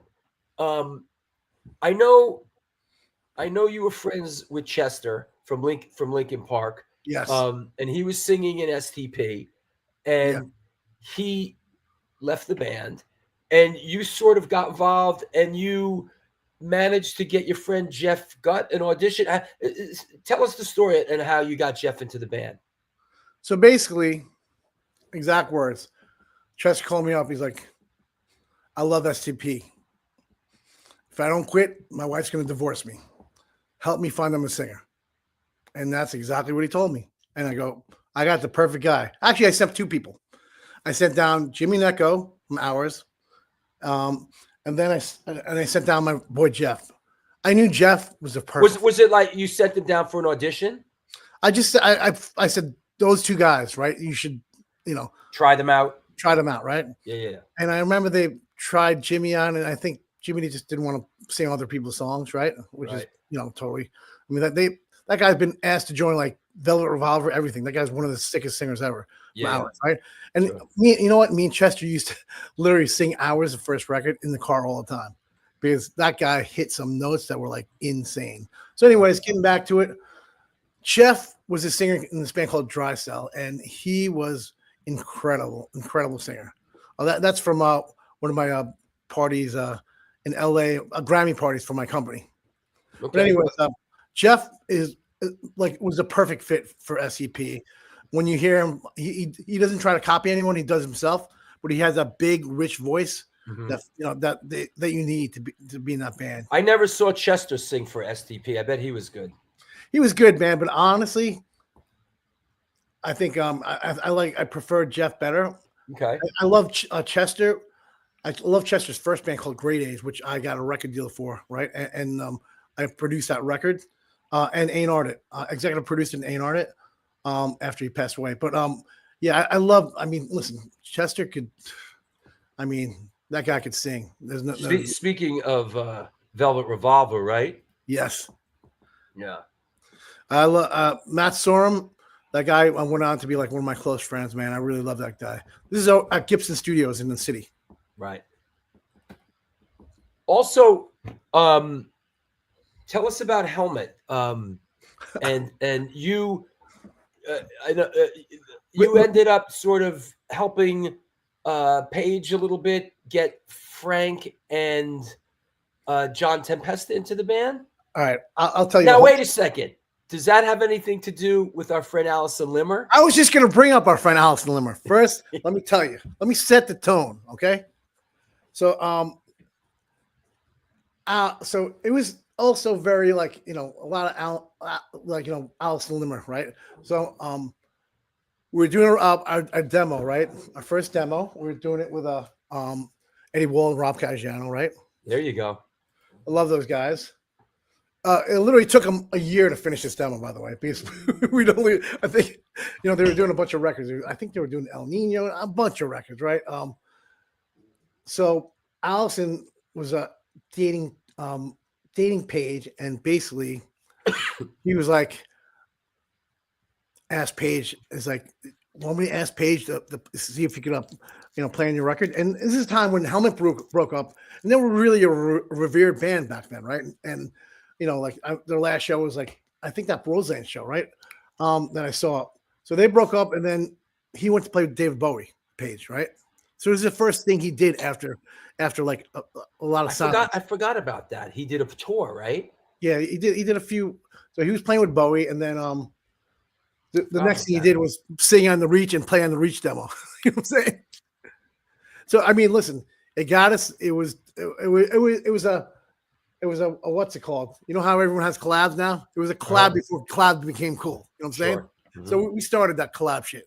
So Matt Pinfield started playing that song 6 years on K Rock before we were signed, and basically Paige, he came in, and he was the guy's like my older cranky brother. I love that guy so much. So fast forward, I got a record deal.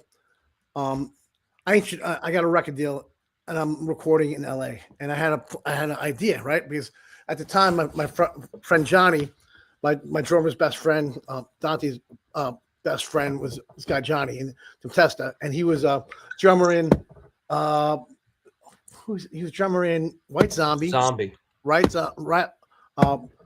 Now he's drumming in the club. He was in White Zombie. He was in a few other things. What was that metal band he was in? He was in a humongous metal band too. He's just an incredible drummer, like one of the just insane drummer, right? Like drummers, they're all like, it's like a cult. They all know each other. You know what I'm saying? They're all friendly. They talk drummer talk. Like my drummer knows every drummer. So anyways, getting back to it, I hooked them together, right? I'm like, you guys should jam. and I think they jammed at like Page's house or something like that in LA. But they jammed, and now they're best friends. John Tempesta was in Exodus and Testament. Yes, Exodus and Testament. Yeah. So basically, I got a record deal. I tell my producer at the time, like, hey, we should do a demo for Page, right? And this didn't become Alison Limmer's on here. She's watching you. She's watching me, you know that. Yeah. And she will tell my wife if I'm being bad. No, Yeah, so don't be bad. So anyway, on my show. Back to it, Limmer is she's definitely Limmer's the one that like introduced me to Caggiano, right? So he's one of my best friends, right? Then Limmer introduced me to Page, and he's my close friend. So Limmer has definitely been in my life a lot. Alison Limmer should be getting points on all these guys' records for Yes, all that she has done for the music business. I think all these guys have written songs about her too. Yeah. So anyway, Alison Limmer has connected all these people together. All you guys should be sending her some royalty checks. Yep. Anyways, so we were at NRG, and I go, you guys, let's do 4 songs, right? Mm-hmm. So Jay ended up producing 4 songs, right? Then Chris Trainer joined the band, and then I think Johnny got Frank Bello in the band. But basically, from that demo, it was That's a pretty great version of Helmet. I didn't realize it was. Hey, what's up? You know what? I have a photo to go with this. Wait, with Shaka. I love you. Yeah, I here you go. I have the photo. This is the Chaka. Here comes Chaka photo right here. All right, boom, you and Chaka right there. All right, what's up, Chaka? Oh, that I love that. I right when you said Orange 9, he like popped up. That's like right after the pandemic, right? And it was Stay focused. Stay focused. Do you want me to tell you about this picture? Yeah, quickly. All right. We opened up for Quicksand, one of my all-time favorite bands in the universe, right? Mm-hmm. And I was talking to Shaq. I'm like, dude, why don't you sing this song with us? And it was during the pandemic. He hadn't gotten shots yet. I go, I don't give a shit. You're my brother. Just come up. And I got him. We got him. Snuck him in, and then he, we snuck his ass in, and then he came and sang. It was fun. But that's what you do for your friends, and I love my friends. Yeah, I'm a Chaka fan. I love that. So that's the helmet thing. So let's keep bouncing the ball back and forth here. Let me see what else. But you know what? The helmet thing, that the demo I helped make, that got him re-signed to Interscope Records, and they put out. You mentioned that. That's interesting. It's very rare that a band is. Listen, the initial deal that Helmet signed to Interscope is no secret. At the time, it was a mind-blowing, lucrative, like what deal? People were like, what? And they signed a great deal initially to sign with Interscope. And then I guess they faded and they got dropped. And then this is very interesting. You sort of did all this stuff and they got re-signed to Interscope. Is that right? Well, the first time they got signed by Tom Wally, like industry legend, right? Yeah. Behind like, so many bands, like, he was at Interscope during like the heyday with like Eminem and all that stuff. So anyways, this other guy, like legendary, guy, Mark Williams, ended up signing him back to Interscope. Yeah. That's interesting. To get dropped from a label and then signed again. Yeah, you're probably like, why the fuck? You know what? Knowing record companies, it was probably to their favor. They probably had an option that they didn't want to pick up because it would have had to give them a chunk of money to do another record. Probably. So they dropped them and then let them roam the wasteland a little bit. Then let them come back and they re-signed them. Yes, they did. So, anyways, I think the record that I had a lot to do with, and Jay Bamberger had a lot to do with it, was what's called Size Matters. And I think that's, if people go back and listen to that record, it is such an underrated record. It was so amazing. I love that record. It was definitely ahead of its time. Yeah. Good. I want to ask you, I think I would be amiss. I know this is, and we're skipping around here. We're kind of going where the horse leads us here. This is kind of like your, and I know this record has gone platinum since, or double platinum. This is kind of like one of your incredible achievements. Tell us about it. All right. So basically, it's my friend Mitchie, right? My friend Mitchie's from Jersey, and he was in a band before this called what was the name of the band before he was in? He had like it was like in a bunch of movies. Give me a Oh, clue. Honey. Like Oh Honey or something like that, or they were called something, right? They were on Atlantic Records, and they had a hit they had a song that was like, it was definitely a lot of people knew, but it wasn't a hit, right? So, anyways, I think the best things, what I'm really good at in music, is believing in something that no one else believes in, right? Maroon 5, no one wanted to sign that band, but I'm like, this band is amazing. I don't like this kind of music, but they're like, I know, college girls and moms are gonna love this. You know what I'm saying? Like I knew that. Like I'm the one thing in music that I'm like very real with it. If the song I wrote just sucks, I'm not gonna say it's great. You know what I'm saying? I look at it like when I'm making music, I'm like, would I like this song? Right? It's all about the music. Music always comes first from everything, right? If you don't have that together, you don't have anything, right? All that other stuff goes away. So basically, I remember it was during the Grammys, right? It was around that time, and he was hounding me like, "Yo, you got to listen to my new project. You got to listen to my new project." So what's funny is that I met him. I met him at NRG Studios, this amazing, humongous studio in North Hollywood, famous for like so many bands, like everyone from No Doubt to like STP to like Kanye, everybody, Beyonce, everyone's worked there, right? So. College girls and moms, you bastard. Anyway, hey, listen, you got you. Hey, listen, I wish I could do that. Like, my ear is just, my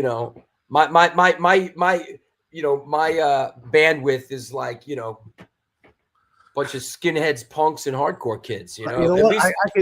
At least you had the perspective to think beyond that. You know what it is? I think like all the Beatles records and all that stuff definitely give me a pop sensibility. And I'm being sarcastic, but yeah. But you know what?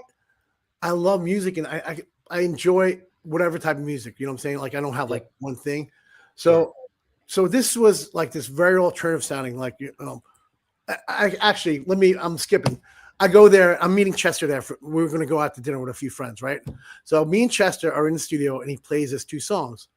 One was called Broken, and the other one was called Friends, right? And it had like this Foster the People type vibe, very alternative, right? So he's like, "All right, I'm gonna get it mastered, and you're gonna." And I said, "I'll shop it," because I've gotten a lot of bands signed, a lot. I've definitely, A&R consulted for a bunch of different labels, and at that time I started my job at AM where I am now, right? And my boss is cool enough to let me A&R consult for all different people. So and these kids are from the band. They're from LA, right? Basically, it was one person at the time. It was Mitch. It was Mitchie, right? Yeah, Mitchie Collins. And we were friends from. I used to work at this club called right under 7A called Cabin Down Below. It was a secret club for the famous. That was Jesse. It was underneath the old A7. Right? Yes, it's still there. It's something else now, but it used to be a secret kind of like hang. You had to be cool. You had to be cool to hang there. Yeah, absolutely. So I was doing. That's how I met him. So, anyways, he plays his songs, and they were so catchy. It was insane. And I remember Chester actually told him like, you should put some reggae stabs in the pre-chorus, right? And he actually did do that. So, anyways, fast forward. Now it's like he gets me. He got me. The song's mastered, and I sent them out to everyone I know, right? Everyone, I remember people like, "Oh, Mitchie," and laughing like, "Dude, this shit is amazing," right? When you're like, people like to label you, like he was in Oh Honey, and now he's doing this alternative thing. So, I'm a big believer in like you can do whatever you want as long as you're not hurting anyone. Anyway, so the songs were amazing. I literally shopped this everywhere. And then I shopped it everywhere, and then shopped at the labels you would never even think of. So a good friend of mine, Don Robertson, right, was the head of Century Media. I love this guy. He's such a good person, and what's it called? I played it for him in front of Berlin. Berlin, of course. So I'm in my Honda. Yeah, where? You mean? Oh, wait, hold on. You mean? This Berlin, where we are playing January 19th. I used to do the door there too, by the way. Yep.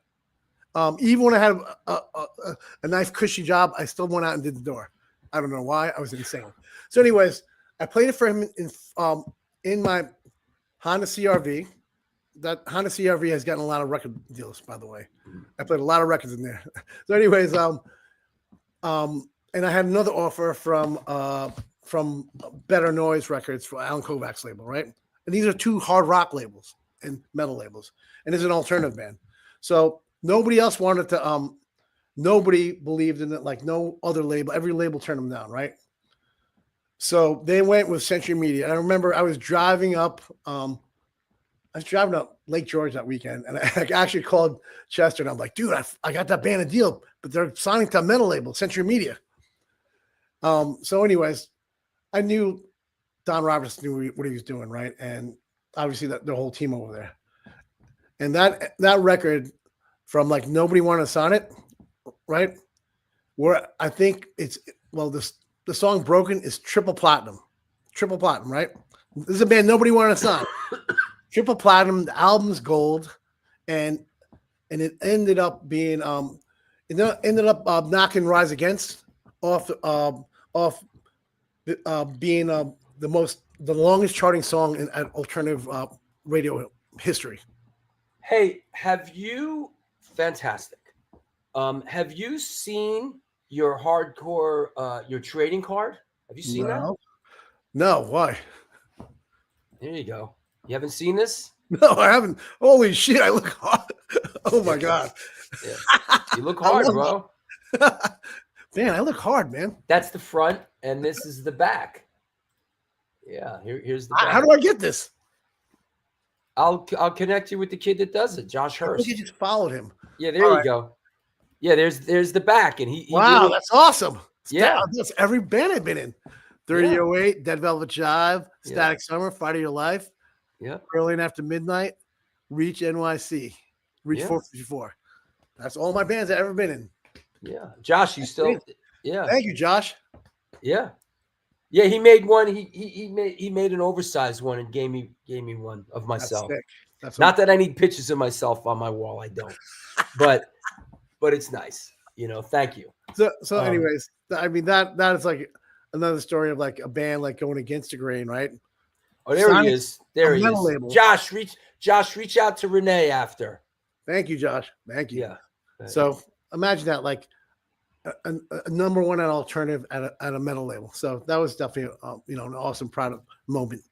Gotcha. Let me see what else we have in our thing here that we want to talk about.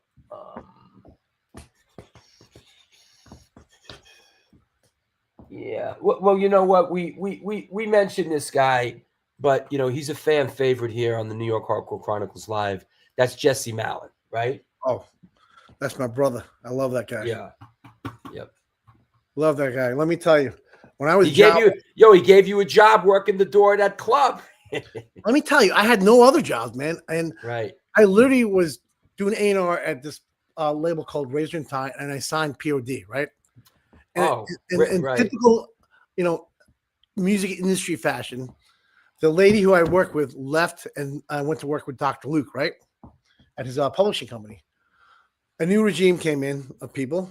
I'm cool with them now, but like basically what happened was they came in, I A&R'd the record, and as soon as I got mastered, they fired me the next day.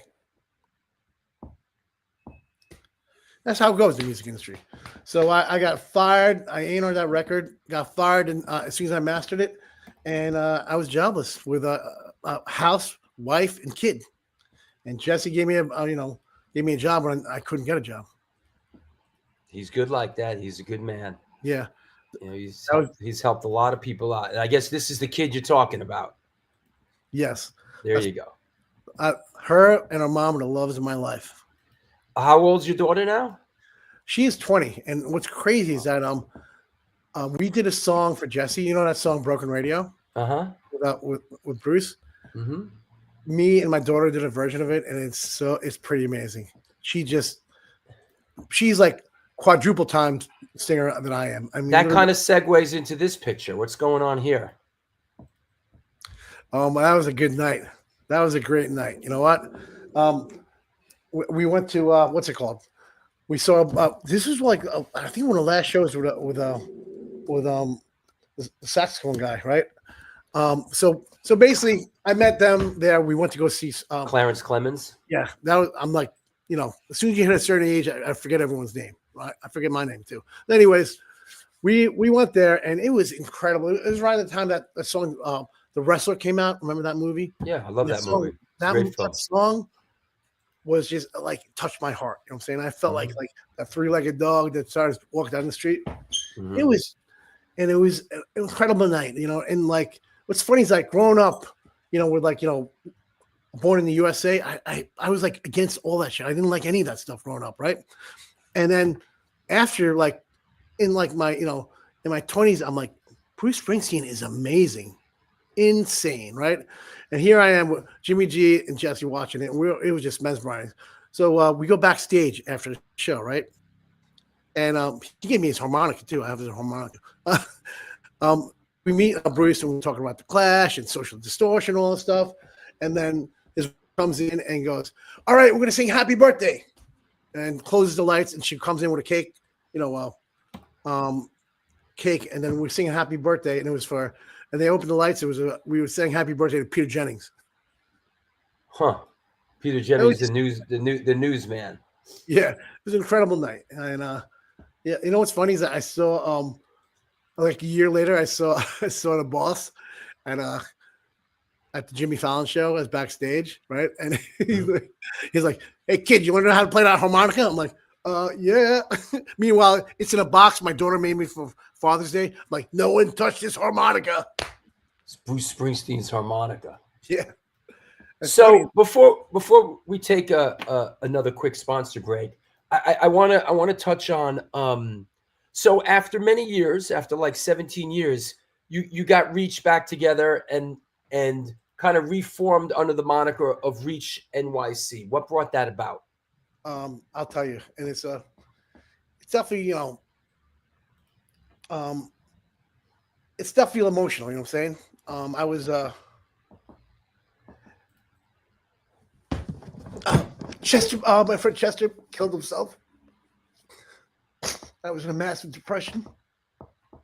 I had 25 years clean and sober. I relapsed, and my friends were worried about me. Sorry. It's okay. This just fucks me up. It's what we do on this show. Anyways, sorry I'm crying. I was in a massive depression.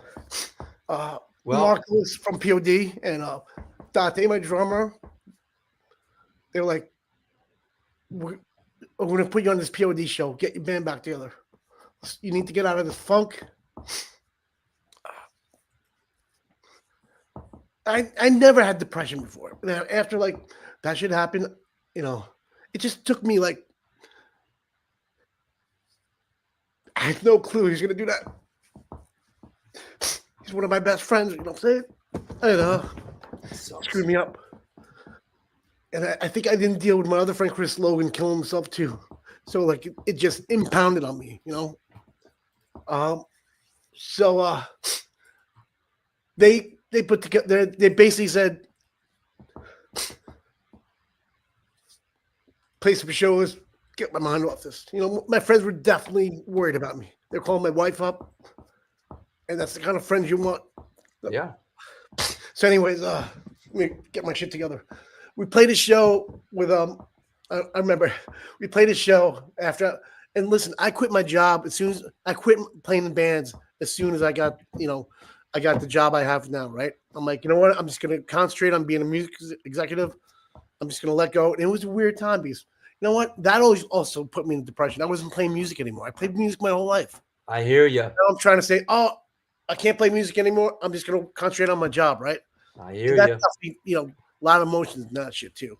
So anyways, we're back together. And it's like me, Danny Martinez, Richie, Dante, and Nick. And we learned all the old songs we had, right?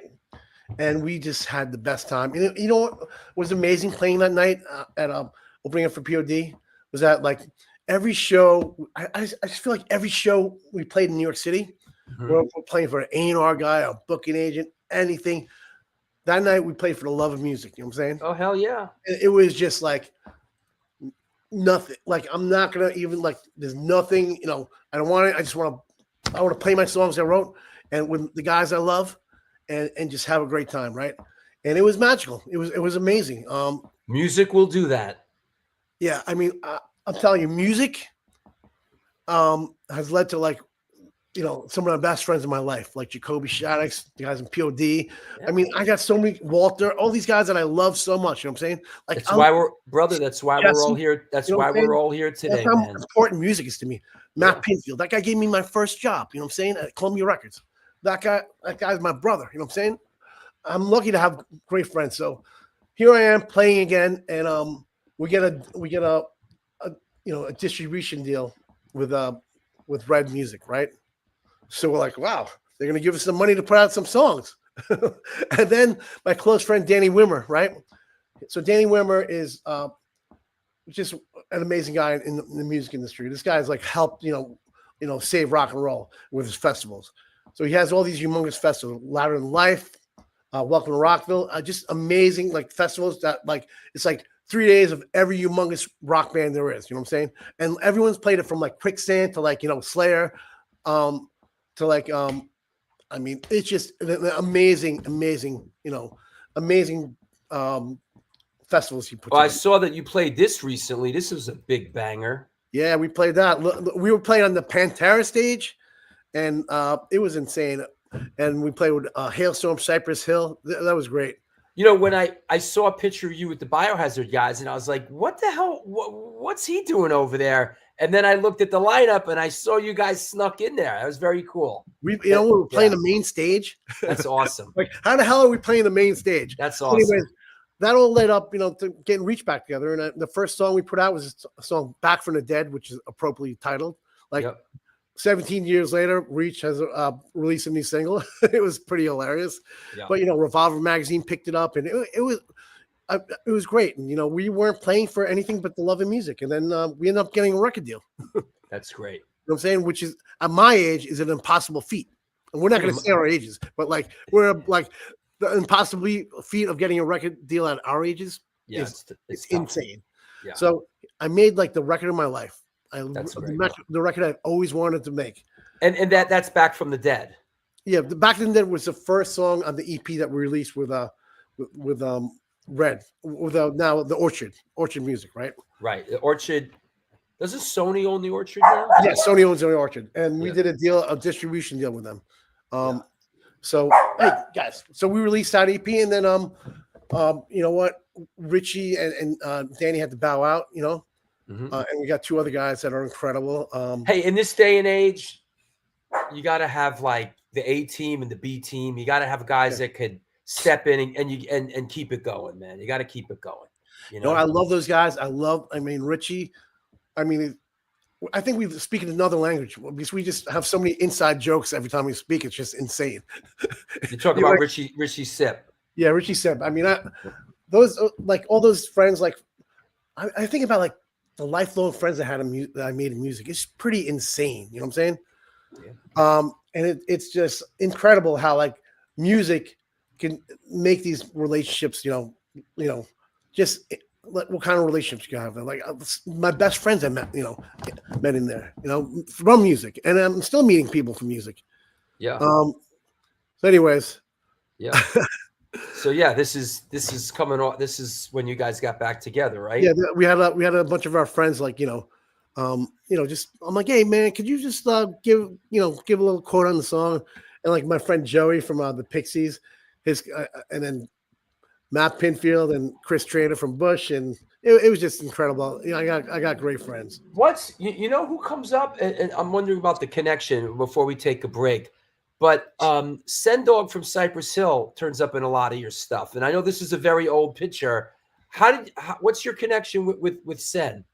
It is a great connection. All right, so I think this is 99 and 2000. Whenever Cypress Hill was opening up for Limp Bizkit, and they played the Hammer Scene. Remember that, right? Yeah, yeah. So Danny Wimmer, who is like does all the shows all his festivals right now, humongous festivals, sold out every one of them. He was at the time he was doing A&R for Fred at Flawless Records, right? So I had the Thursday night at CBGB's. That's when the show was. They said, "All right, let's we want to do a show." So every town they were in, every city they were in, Danny would get a show together and pick 3 bands to showcase for Fred, right, and him. So that night it was us, E-Town Concrete, and Vex. And I remember I got off the stage and listen, from being like a Cypress Hill fan, like meeting Sendog at the time, I was like, oh my God, I just like met one of my idols, right? And just like I said, music, the guy has been the big brother I never had in my life. You know what I'm saying? Mm-hmm.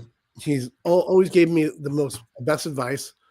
He's like he's an uncle to my daughter. He's a big brother I never had. He's a big brother I always wanted, and I got it. And right he's one of my best friends in the world, and good. I love the guy. And okay, let me take a sponsor break, and we'll take some questions from around the world. All right, you got a couple of minutes. All right, cool. I'll see you in a minute. Woo! Going at it. We're running at it hard today with Rene Mata, musician, A&R guy, producer. This is the New York Hardcore Chronicles Live, and we are sponsored by blah, blah, blah, blah, blah, and Mad Vintage. Mad Vintage buys, sells, and collects band shirts, primarily hardcore. The DIY operation was started and is operated by a hardcore kid who just loves collecting and eventually got into vintage clothing, specifically the realm of vintage band shirts. They are always looking to buy out collections to either keep, sell, or trade new shirts added daily at www.madvintage.com and posted on Instagram. Dig deep into that closet of crapola and reach out to them. Help me help you, Mad Vintage. Last but not least, come on, George. 126 Hardcore Clothing is a streetwear brand for restless individuals who don't compromise. They're about being positive, spontaneous, and true to yourself. For years, they experimented with several printing methods and materials and collaborated with a large number of designers and illustrators, always giving room for fresh perspectives while retaining the hardcore attitude. Get in touch with them. Ramp up your game at www.126clothing.com. All right. That said, did I mention? Yeah, I did mention, of course, that this Saturday at Generation Records is a Vinny Stigma book event. It's like a holiday book signing down at Generation Records. I will be down there from 3 to 5 this Saturday. The day after that, of course, is the free all-ages Sunday matinee at the Bowery Electric. It is the holiday slamboree, Women of the Pit coat drive. We're doing the My War thing. Lots of fun to be had. Come on down. That said, any questions you have for our guest, now would be the time to post them. Go deep, get weird. Time is running out. Go deep, get weird. What else did I did mention, please support the show. I'll mention it again because it's important. Join Patreon. There's a $2 tier, a $5 tier. Supporting this show is important as we head into our 5th year. It's going to be, what I'm tripping out on? How close? What's this? Episode 363 is when I do episode 364, that means 1 year of my life has been spent doing this show. That's kind of crazy. Kind of a crazy statistic, So think about that. Stick that in your pipe and smoke it.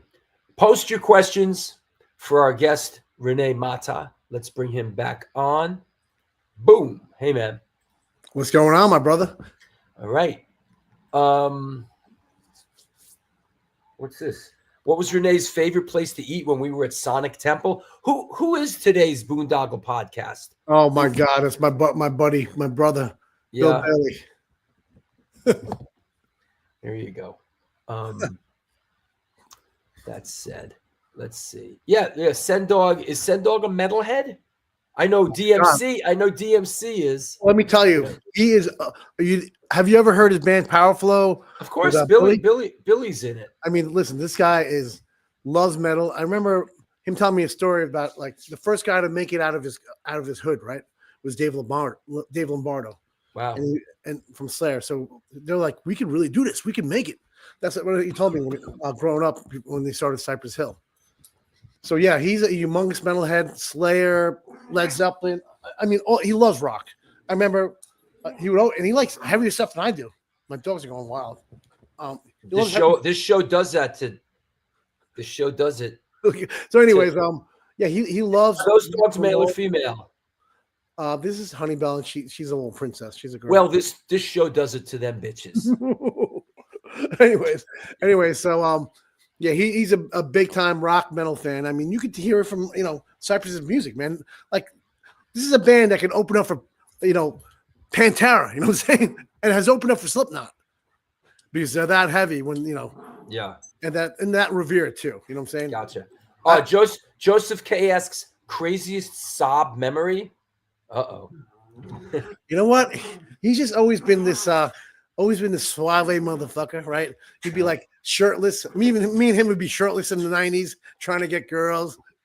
And he was just, like everyone talks about like all these crazy gangs and all these fights. I've never seen him be nothing but just a nice dude to people. You know what I'm saying? I guess we were always trying to, go after the same girls at the time too. So, but anyways, my favorite sob memory is definitely his smile he always had when we were going out, and it would be like Laz, Sob. Oh, it's just like, we were a whole crew of like definitely, like ethnic, like different ethnicities. I love that being in the music scene. We were all like from everywhere. Dominican guys, Puerto Rican guys, you know what I'm saying? Jewish guys, white guys. Music brings everyone together, and that's what I love about it. That's what we're talking. This guy turns up in a bunch of your pictures. What is your connection with Brian, with Marilyn Manson? You know what? He's a close friend of mine. I love the guy. Both in recovery. We're walking this journey together, and he's a great friend. When Linkin Park announced a new singer, it kind of like emotionally it was tough for me. You know what I'm saying? Yeah. And he's the kind of guy that will hit me up and be like, "Are you okay?"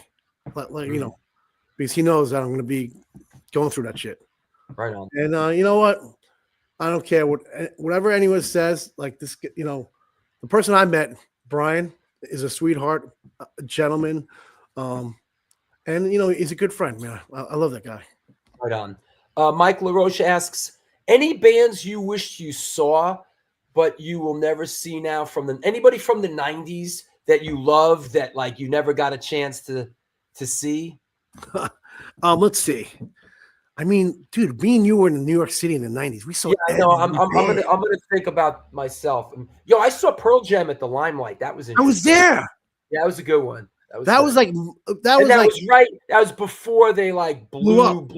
And let me tell you that show alone was like, I'm gonna do this. I'm gonna be, I'm gonna play music. And that show alone inspired me for many, many years. I wish I would have saw Guns N' Roses really early on. I saw them. I didn't see them until like a little bit, until Appetite came out. I wish I would have saw them early on. I wish I would have saw them, but I mean, we were lucky enough to see like Alice in Chains open up for Van Halen and like them playing like the Sundance. You know what I'm saying? And then I saw literally like Green Day like used our equipment and played CBGBs. I mean, it was just insane. It was like a amazing time for music. The 90s were just, and anything goes. Like we'd be like, one day we'd be playing, opening up for young black teenagers. The next day we'd be playing with like some alternative band. Is that right? You're representing from Cleveland. Okay. Must be cold in Cleveland. You know what we didn't touch on? This is like a two-part thing in while we're here. And in 1999, you guys played the Warped Tour, right? Yes. Is this the one that was at Randall's Island? Randall's Island, yeah. And here's Yeah, this was a good one. Blink That- 182. Eminem. I forgot that Eminem did the He was Warped awesome. Tour. Eminem and Agnostic Front on the same On the bill. same bill. And Orange 9. And Orange Yes, 9. that was a crazy bill. Black Eyed Peas. But you know what? I think I could have sworn the Lunatics played. Oh yeah, they did play. Lunatics played. I think we played right after Lunatics. And here's, I think this is a shot of you guys playing that day, right? Boom. So I jumped off the stage, right? And I'm singing to the crowd because they were just going nuts. I remember Gallo started the pit. Mike Gallo started that pit, baby. Is that right? Yes, he did. Chris Enriquez was your roadie, huh? Yeah, That's cool. I love that kid. Yeah. I call him Wingnut. Well, he's a proficient musician these days. He's a All right, sick. he says I actually roadied for them on a later Warped Tour. Okay, so you did more than one Warped Tour? I think that's the year we played with, like, it was like My Chem year and Fall Out Boy year. Mm. Yeah. Gotcha. Okay. What else do I have here? Here's another Jesse. You, Jesse, and Mike Ness, right? That was a fun night. I got to get Mike Ness on this show. There you go. So Gino from Drag Pipe took this picture, right? Right. And it was a funny night because we were backstage hanging out with Stigma, Jesse, and Mike. And I don't know what it was, but, like, first of all, Stigma he should just have a 24/7 TV show about him, right? He was just well, they did create a reality show like pitch for him, and it was pretty good. So anyways, I remember that night he went from, like, talking about Steve Gallo, saying funny shit about Steve Gallo. And listen, man, and Steve and Mike, I love those guys. It was just hilarious, and he just kept on making us laugh. He told me a story about, like, I think it was Jesse, Jimmy G, Stigma, and somebody and Mike Ness going to see Johnny Cash play, right? Wow. So they all went there to see Johnny Cash, and Stigma kept on yelling at the song, right? And just yelling it, like, I forgot the name of the song, Jesse said, but he was yelling out, like, the song title, right? And then Johnny Cash, all right, you fucking assholes, if I play it, you gonna shut up? There you go. And he's like, yes. So he There you played it. go. Here's Rene's perspective on the famous Palladium Riot show. I was very scared. I'm like, this is hardcore? Yeah, that went off. That I wasn't there, but that went off. I was like, I don't know who brought me. I think maybe I went with, I don't know who I went with, but it was scary. Maybe Saab. I was like, that makes sense. I was like, holy shit. We were running for our lives. Yeah, look at you guys. You guys made it to the cover of East Coast Rocker. Oh yeah. That was cool. June, what is that? Oh, June 2003. Yes. Yep. Yeah. There's Richie Sipp, formerly of Sick of It All on the right. Yeah. Yes. Hey, so Martinez. Richie Sipp plays with Dave Basin now, right? Yes. And Dave Basin is one of my close friends too. Yeah. What's in War Orphan? And so does my drummer. Ah, okay. Yeah, they've played our shows before. Yeah. Yeah.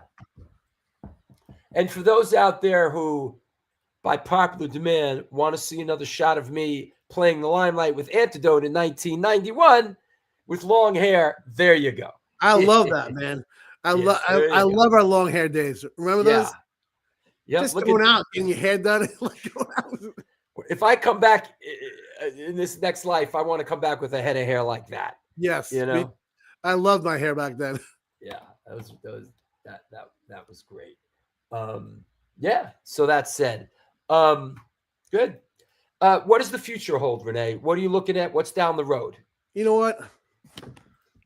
I might not be rich, but I have a rich life of There you go. doing amazing stuff. You know what I'm saying?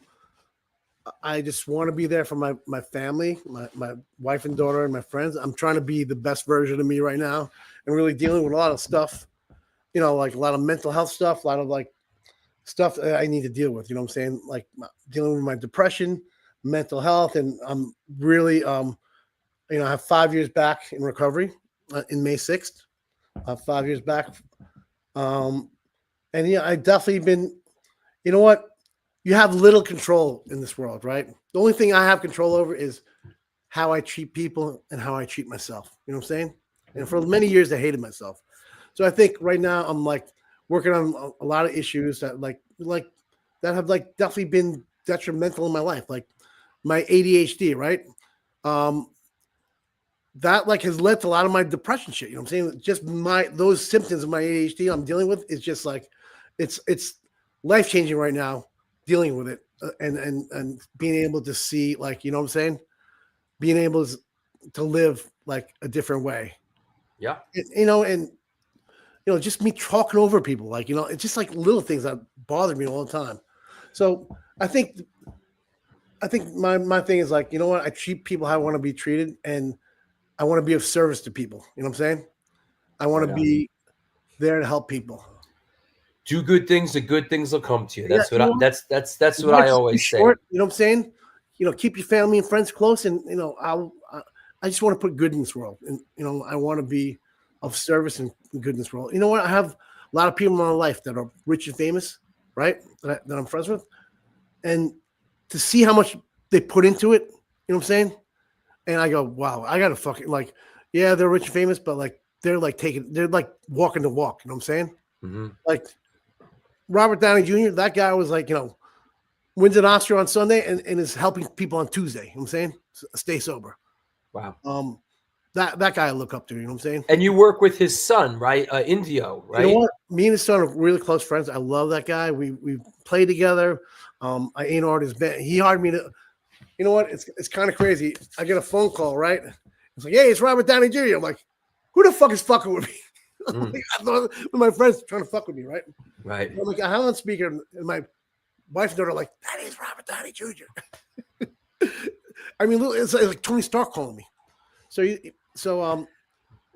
that was like maybe like 3 years ago, and I just been friends with him ever since. I A&R'd his son's band. I'm proud of the stuff I did with him, and then me and him just stayed friends. And I love those guys. I love his son and Rob. And I've been I've definitely spent some time with them, and they're such good people. Right. I went to Robert's play just recently, and he was in New York for a bunch of months doing a play. So I went to his play and had dinner at his house. He's a great guy and very inspirational. That this guy gives back so much when he, I guess he knows what it is. The guy, is a comeback kid. He went from out of his mind on drugs to being Tony Stark, and he gives back to this world, and that's something. He's Dr. Doom now. Yes, Right. I go. I can't believe you're a bad guy. Mike LaRoche asks, you say your kid sings. Are you encouraging her to make a career of it? I did not encourage her. I pleaded with her not to go into music, but like I was when I was young, she didn't listen. And you know what? I'm going to support her in every which way. And meanwhile, she's like, Dad, I don't want to be a Nepo baby. I can do it on my own. I'm like, you're going to listen to me, and that's it. Yeah. But anyways, that's how it goes. You know what? She is such an You'll be cool. You'll be cool again, Dad. I'm back in there. I'm back into being cool. You're back into being cool. Okay, good. There were many years where I thought my daughter hated me, and so I was, a little out of my mind for a few years. Yep. And now I'm here to show her that I'm never leaving, and I'm going to be here for her no matter what. So she's my best friend again, and it's incredible how she's discovering music and loving music that I loved. You know what I'm saying? Discovering like I'm like, are you listening to Korn and Deftones? I'm like, what the? And then she's like, I'm like, she's on a typo negative kick right now too. Ooh. Oh, and were you at the Life of Agony opening up for typo at Nassau Coliseum? You were there at that show, right? That was incredible. No, I wasn't at that. No, but I know that show happened. That show was amazing, and it was October Rust record. It was yeah. I mean, they literally sounded like the Cure on that record. You know what I'm saying?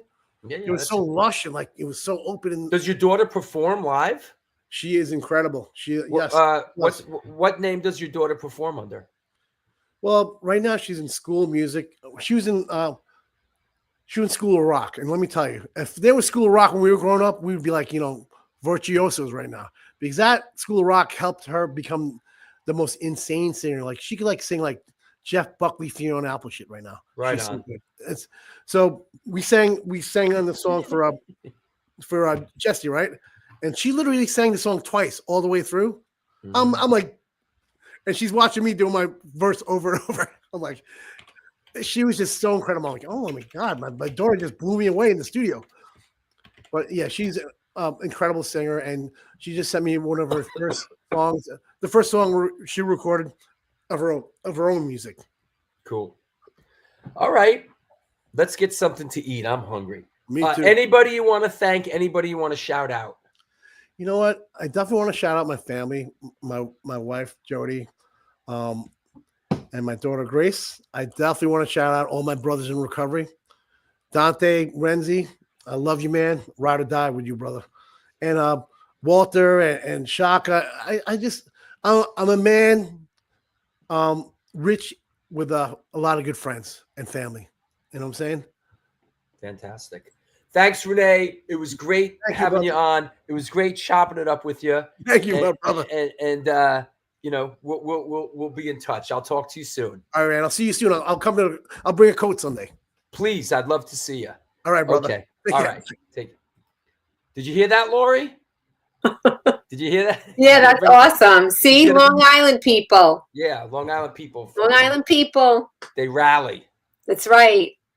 That's right. Strong Island. Exactly. No, that's awesome. Yeah, good. That would be great. I know everybody's heard it, but this Sunday is the big holiday slamboree. It's a very special show.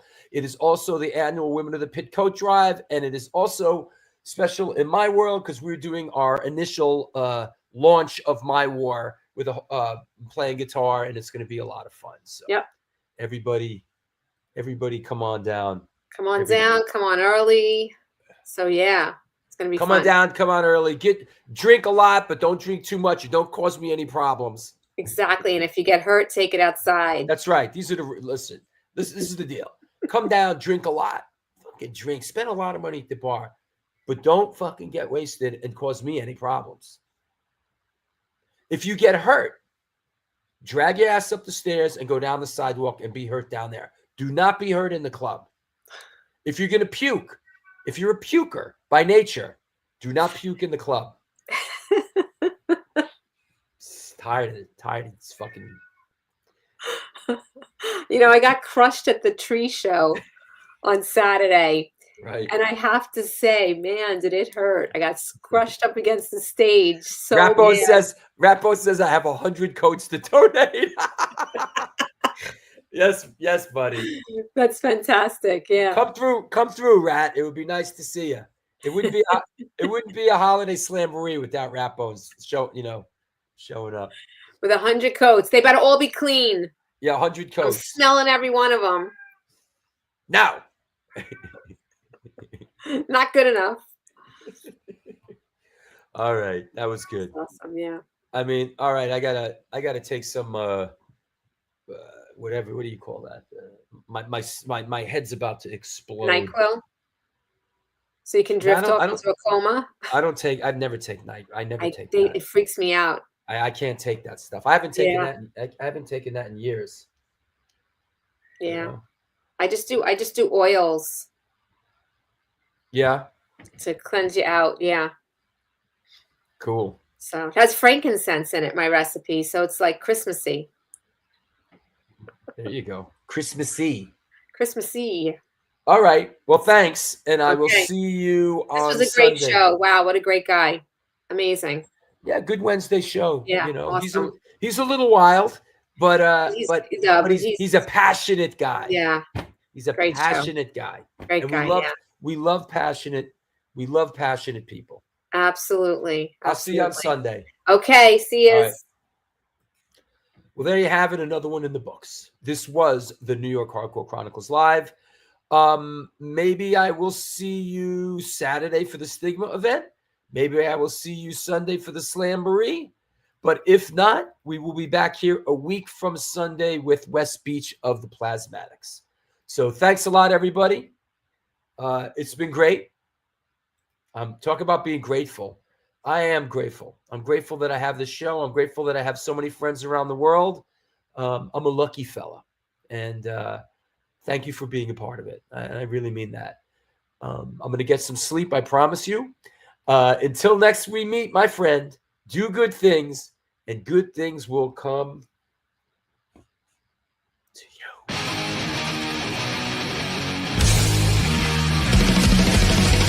Conditioned by indoctrination.